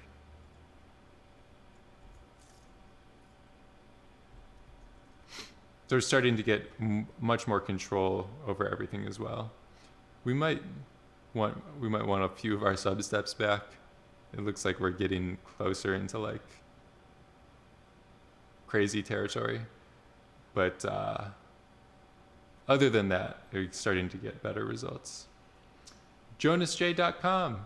Thank you for the tier 2 in 9 months. Player 2, 13 months. Let's go. Thank you. Yeah. Yes, I have my second tutorial coming as well. Getting into the fractal. We're going to be doing Vex to make these fractals and even doing some more instancing and cool particle rendering and stuff with that as well. All right, so to stop this animation, flipbook, I'm just going to do a few more. The Pyrosim. Yeah, that I linked that one earlier, but that's a classic one as well. All right. So I might rework my masking and reveal approach a little bit. I'm going to make a copy of this Vex network and make some more modifications to it. Get a lot of wires going. We'll do a VDB from polygons and add some more detail. So this is, I'm on the track of what Steve was mentioning earlier. This is what we're going to use as a distance field. So by default, this distance VDB is actually a volume or a field that has the distance to a surface. You might want to add more bandwidth. Just go up to 16. And if we look at the voxel values, just using volume sample, use input, the ancillary input number 2. They did start to type that at the bottom of the point expression or the input number, which is pretty useful. So do that. You do 0, because it's primitive or volume number 0, or just like the main volume. And you want to sample it at the current particle position. So this distance, it goes negative when it's inside of him. We don't have any particles inside of him because we already set up collisions, but you can see this gradient here before we were doing a height-based gradient, now we're doing a proximity-based gradient. That's pretty cool. So we can take this height value like that, and what we can do is actually offset like the height by that gradient as well. I might want to add, instead of, I think we could subtract. So what that's going to do is basically make it harder for the height value to decrease as it gets further from his head. I might want to remap my range over here. I think I want to go negative. And I might need to flip it around. I might have gone too far here.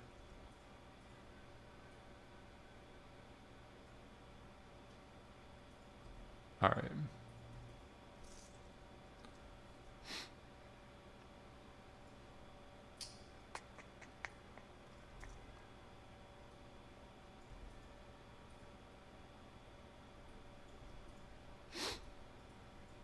So this should be a little bit closer.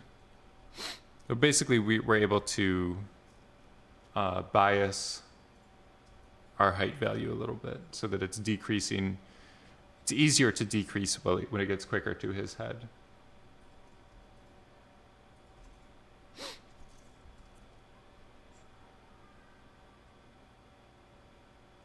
So I might try that. I'm going to update this expression so that it can go lower.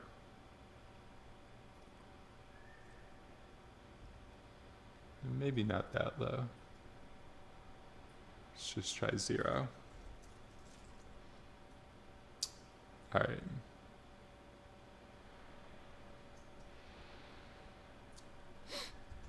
That should be okay.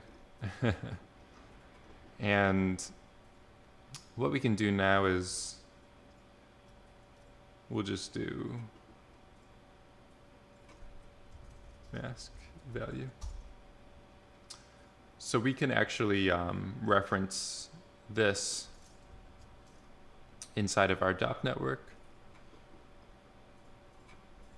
And instead of doing it like this, we can just use the point expression.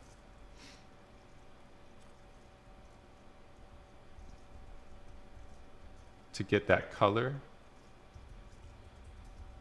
And because we have the same amount of particles or points in both inputs, we can just match by the point number. And we're getting a vector attribute that's the color. You could just get a single channel like that, or you can also just get the luminance, the brightness, like this. Poison Rouge. We're pretty far along, but we were following this animation as a guide today, like a goal, doing some grain reveal, like a kind of dust effect this way. So this is our nice reference from Jacob Spacek. And we pre-simulated this clump or the pile of soil. And we're just getting into the final stages of things now. So we might want more sub-steps. I did add a little bit of attraction weight. We updated the mask, so we're actually just looking at the brightness of that point value. And we can give this another flipbook. So yeah, we tried a few different methods here. This is our initial simulation to make the pile. And then we were playing with different forces. We also did pop solver to reveal things, as well as we're using vellum grains now. So we'll go frame this up like that, and we'll take a look at these results.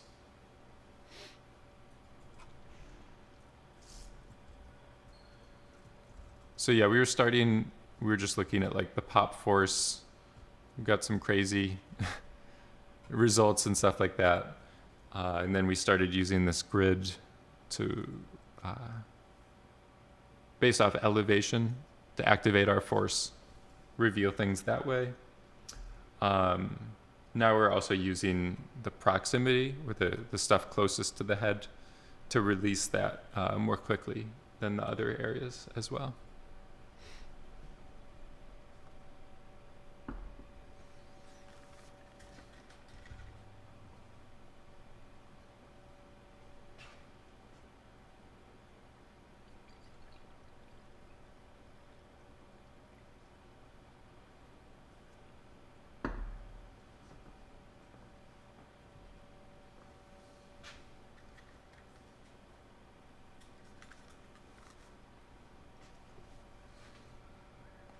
So yeah, I did increase the substeps. It is simulating a little slower.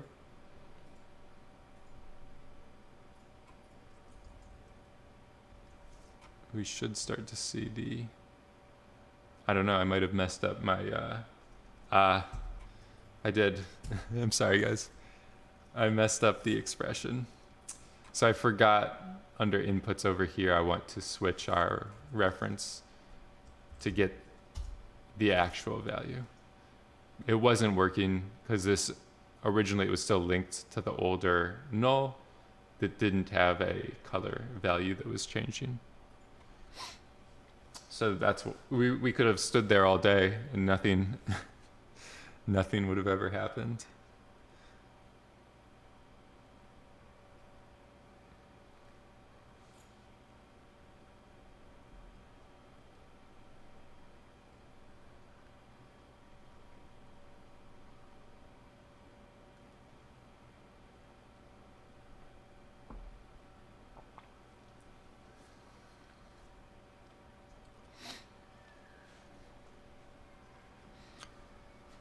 All right, so it looks like it's taking maybe a minute for every 24 frames, every second of animation.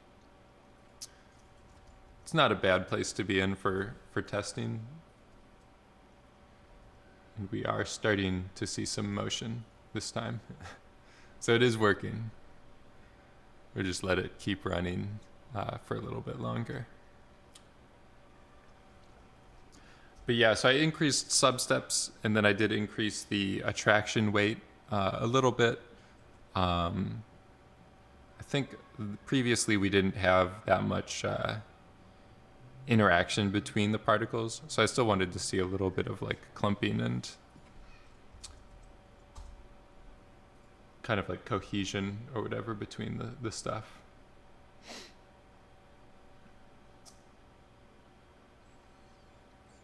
Looks like we're starting to see a little, like my range might be too tight. My fall off, seeing a little too much of the reveal. But we'll look at our physics here and just see what we get.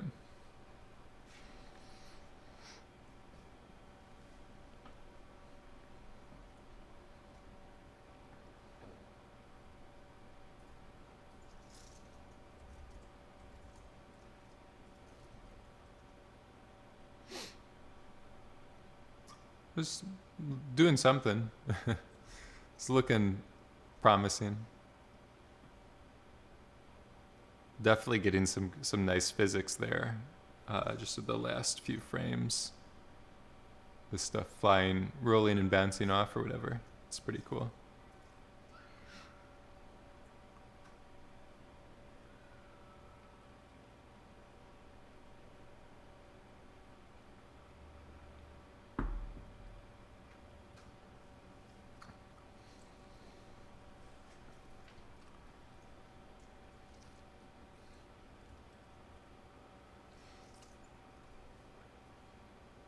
watching Sims on this computer versus on your machine. Squid Ink, thank you for the Prime. Let's go. So yeah, if you don't know, if you have Amazon Prime, you can link your Amazon Prime with Twitch and use it to subscribe to me for free. And we have Discord. If you join the Discord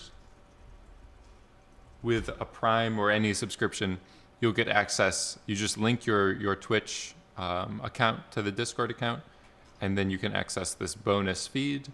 You get a fancy purple name. You get access to all kinds of cool Houdini setups, bonus content, and stuff like that. It's pretty cool. Random Render, 21 gift subs. Thank you for the additional 5 gift subs. Let's go. We've got a horde of new subscribers coming in today. I appreciate it. Thank you.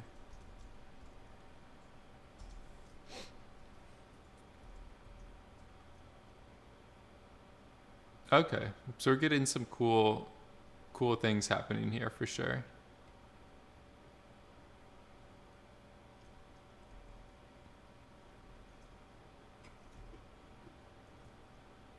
I might need to let that value get a little lower so that more stuff gets activated, but I'm gonna let it keep going for a little bit longer.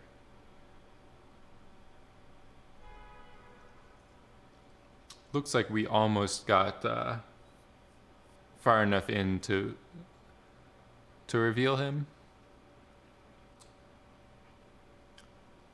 Some areas are still picking up, but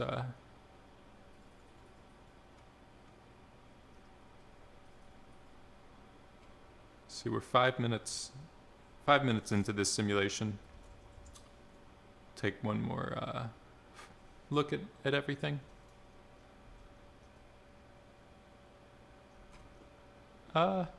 Could be cool. I think it's nice. It's like adding a couple of extra animation beats here to have like a gust of wind, a little lull, another gust of wind or something like that. So it tells a little bit more of a story, or it's a little more interesting maybe.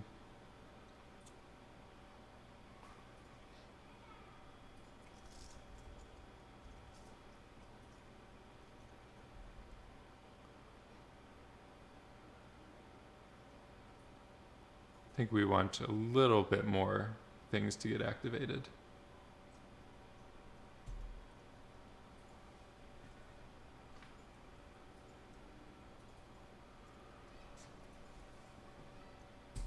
So I'm going to stop this animation where it is, and you can go back to our guide stuff over here.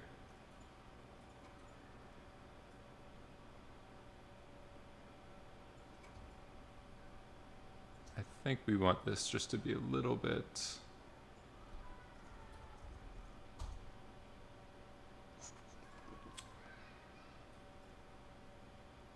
Let's just activate a little bit more.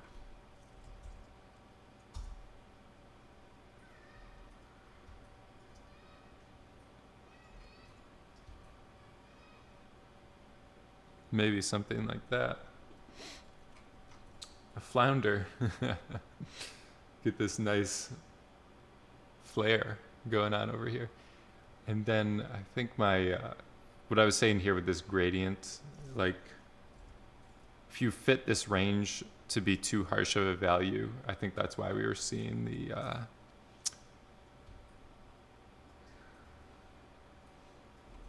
you want it to be a little bit more of like a soft gradient so that it doesn't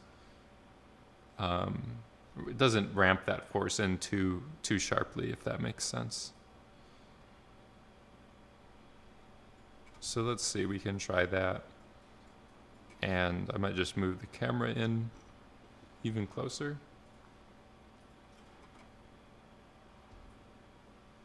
Maybe we'll go overhead point of view. Yeah, we could add some noise to it. If you want, you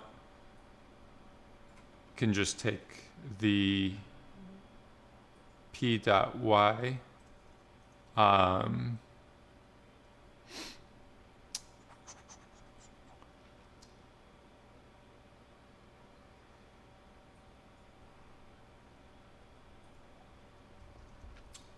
So I don't know, it's gonna get a little confusing maybe with all the stuff we're doing. But if we take the p.y and we just add maybe x noise p, this might be too strong. Scale it back. Maybe subtract.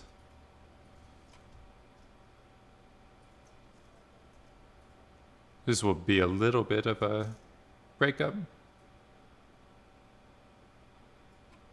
If you multiply it in harder, you might see a little bit more. This is just a very simple noise. If we go with a higher frequency or something like that, you'll start to see the effect.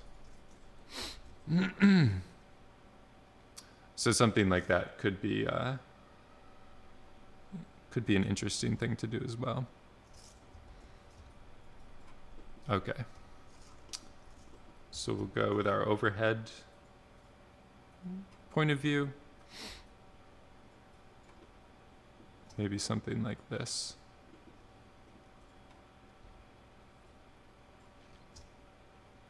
We'll run another flipbook.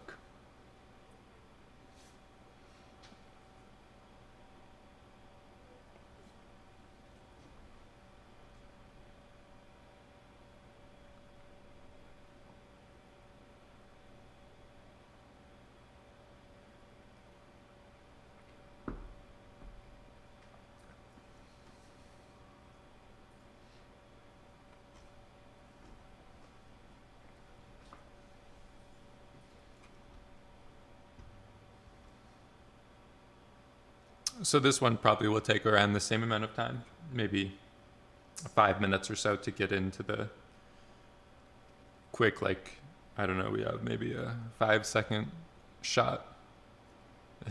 5 seconds of animation takes 5 minutes of simulation. It's unfortunate.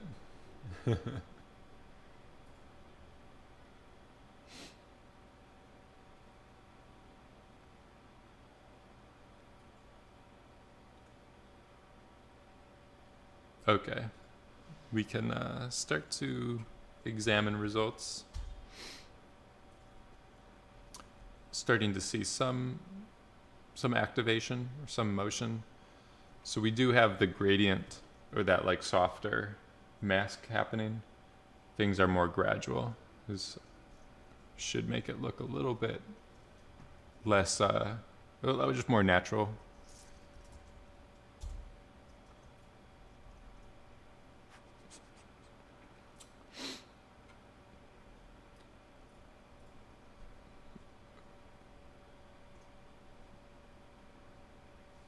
You're here from YouTube, fascinated by this rich content.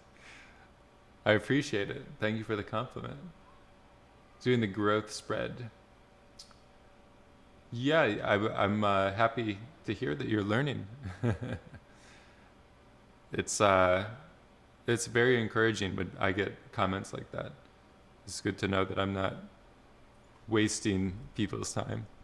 But yeah, Houdini, it's a very long path to be on, learning. I've went through it for several years. I know we're all kind of in constant states of learning, I would say, is just the way that visual effects or this type of techniques works. Is there's always new software, new methods available. So even I've been using this stuff for like at least 10 years. I'm still learning. It's an endless process. Yeah, the learning curve memes. I think the monitors, I think they're 32-inch monitors that I have.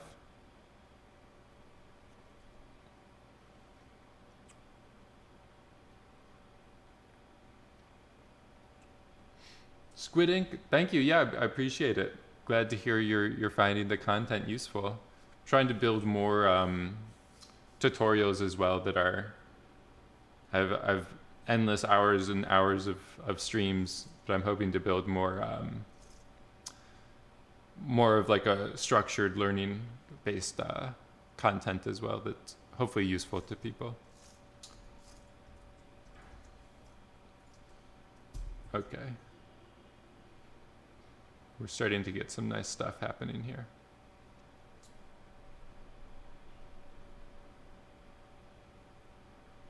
Ah, Brazilian. That's okay. I appreciate it.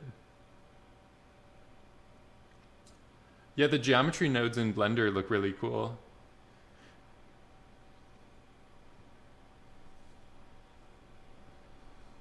Binge watching.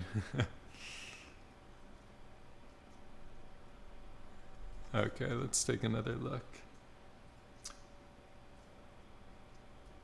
Yeah, the geometry nodes are pretty new in Blender, right? It was like within the last year they've people have started using them.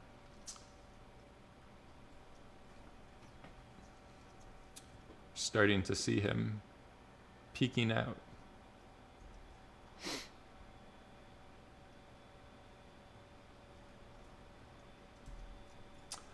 I feel like maybe I need some like upwards directions to this force as well. I think right now I'm just doing like horizontal.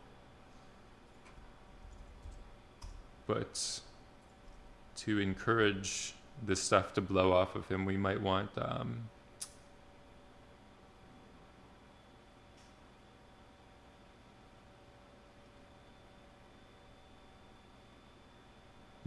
it to be more of a horizontal effect, or a vertical effect, I'm sorry.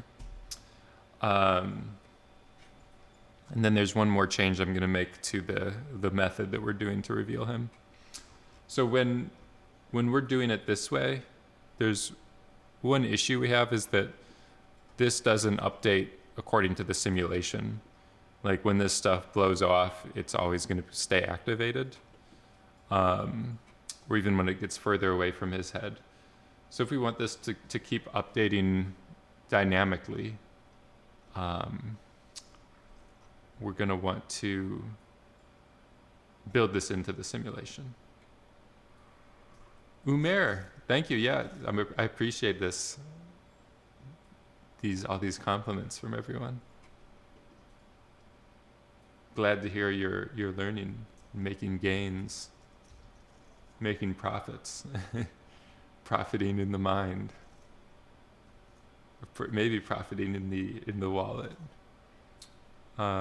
So we have a VDB mask here. And instead of getting the final value, I'm going to recalculate all of this stuff inside of DOPS. So let's go back here. We don't want to do it this way anymore. I'm just going to paste that. And we're going to have to update our inputs. So this, we can go back to the elevation guide and we'll also get the VDB mask. So the advantage to this is that over time, as these particles move around, this mask value will get like dynamically recalculated, which should basically, like, as this stuff blows away, it will stop, which should be a little bit nicer. And I'm gonna add that upwards direction as well to the force.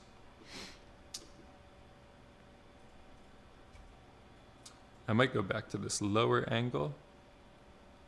I feel like it's a little more interesting. And we'll do it from here.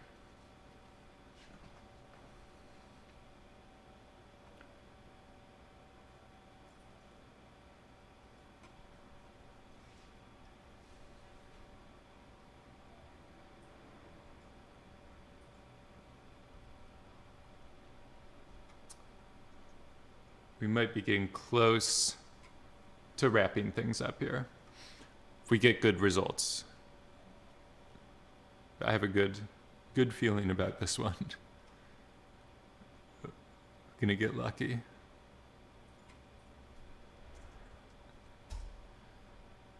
I feel like the nature of simulations is you're kind of always like crossing your fingers and hoping you've made the right decisions.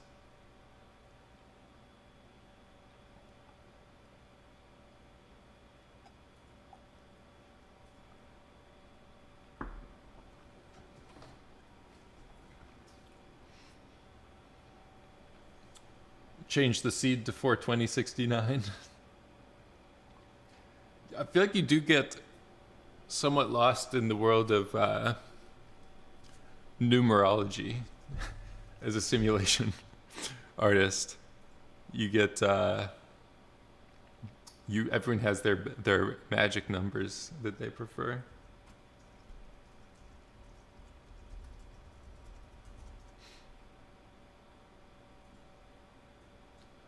We can make some special number charts for each person.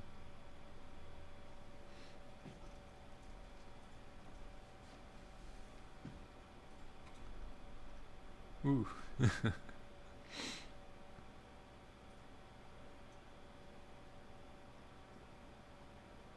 All right, so take a look one more time.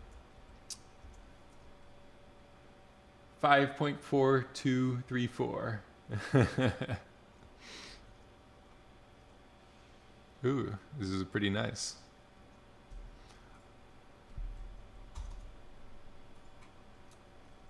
Yeah, they have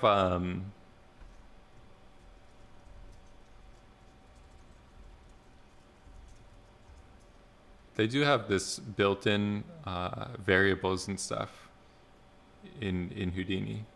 So we just do this H batch, we'll get like a command line thing.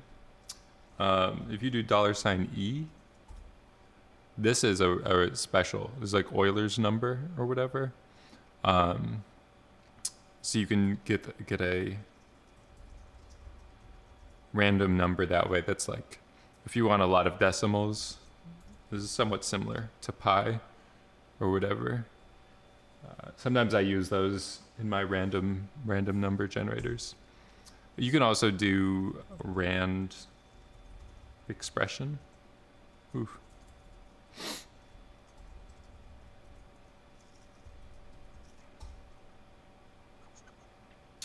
Oof. I forget how to do I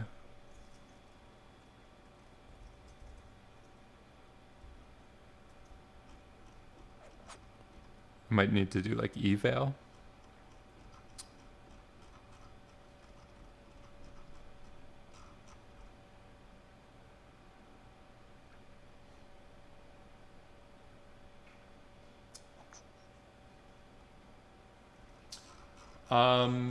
I use deadline at studios or places that have it set up. At just on my own, I'll use HQ or whatever because it's free or it comes with Houdini.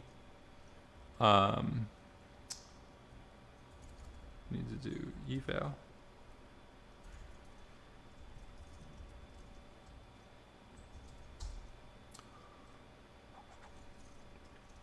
I don't remember how to get these.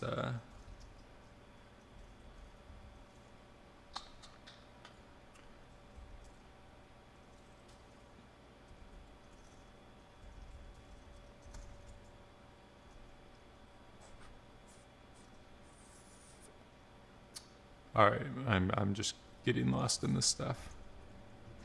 Let's take a look. Pretty nice. I think we might have done it. So yeah, I think we just have a few advantages with the way that we reworked these vex code or the vex expression. So as this stuff moves over and the elevation goes back down or it gets further away from his head, it should start to slow down. But we'll like stop again. So that's makes it a little bit nicer, I think. And then I think that upwards, we added like that upward velocity. Can draw it in here. So we actually have a vector that's pointing in that direction. Instead of originally we were like just going this way, but I think that lift gives us a little bit more interesting trajectory. So we're fighting against gravity. So either way, we always have that downwards force happening. To fight against it or to counteract, you add some upward angle or whatever to things, and that helps a little bit.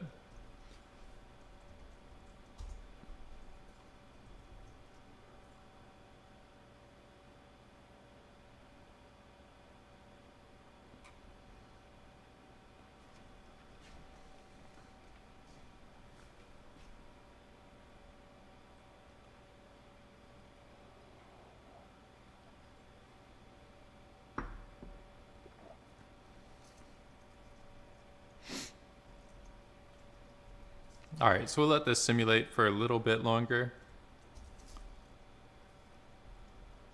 We'll probably call it a day after that. He's got some sand up his nose. Oh no. Archaeologist uncovering some ancient artifacts.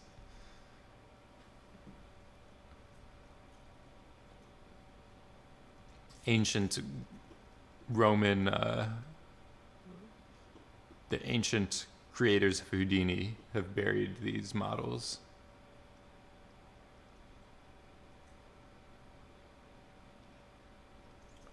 Tuscan God, thank you for the tier 1. Let's go. So yeah, we'll be wrapping it up shortly. If you guys have any questions related to this or otherwise, feel free to pop them in. We have maybe like a couple of minutes left if there's any quick ones.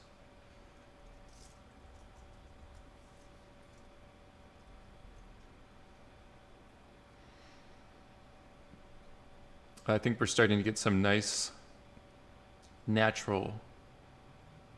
That noise, I think, was helping. Poisson Rouge. I think you were the one that suggested it. But yeah, I think we're starting to get these nice little trenches of motion happening. We're getting really good breakup of our force. Even over here, it's kind of hard to see, but this stuff is like speeding up and slowing down again, which is nice. Like, instead of just being a linear, like, pulling a cloth off of his face or something. This get some green. He could have some emitters inside of his mouth and nose and ears. He's emitting some kind of ooze or something like that.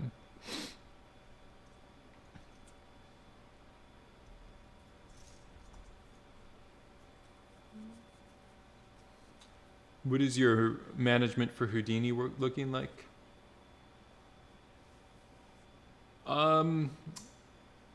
It's a little different because I'm like streaming and sharing and distributing files, so I'm not usually like externally linking things too much. When I am working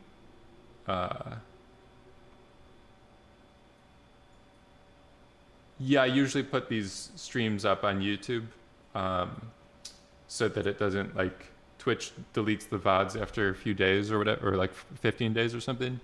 But I've usually put these recordings, and then I've been putting the scene files in the description on YouTube recently as well. But yeah, usually like,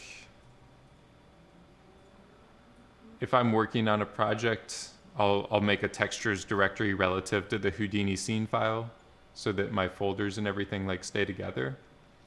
But I also have this like main repository here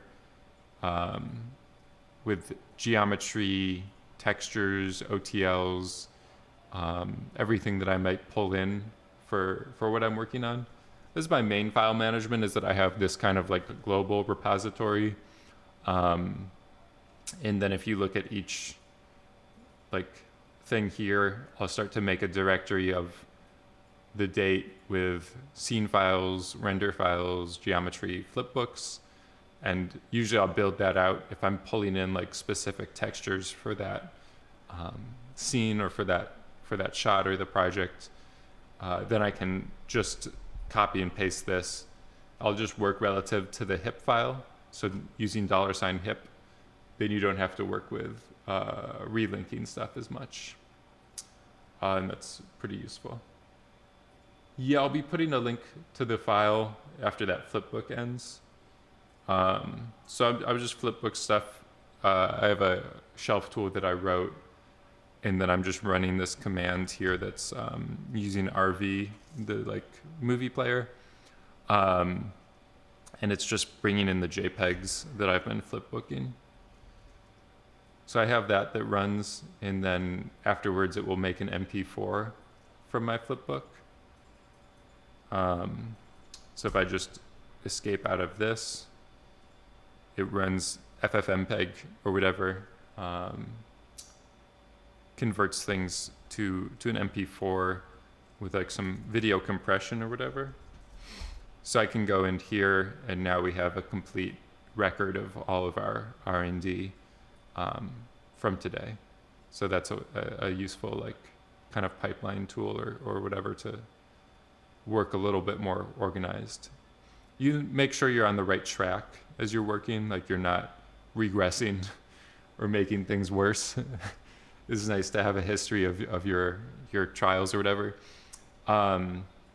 Yeah, and then you just have a nice record of all the progress or tests that you've performed.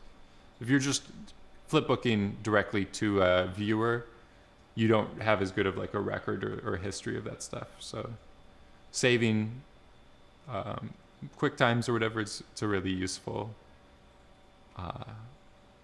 workflow habit to get into, I would say. But yeah, I think that's going to be it for today. Sorry, it's a little disorganized with this scene. Got everything all over the place a little bit. But yeah, everyone who's in the chat, you can get this latest scene that we're working off of there. And that will be it for today. Thanks for all the gift subs, Random Render, everyone else.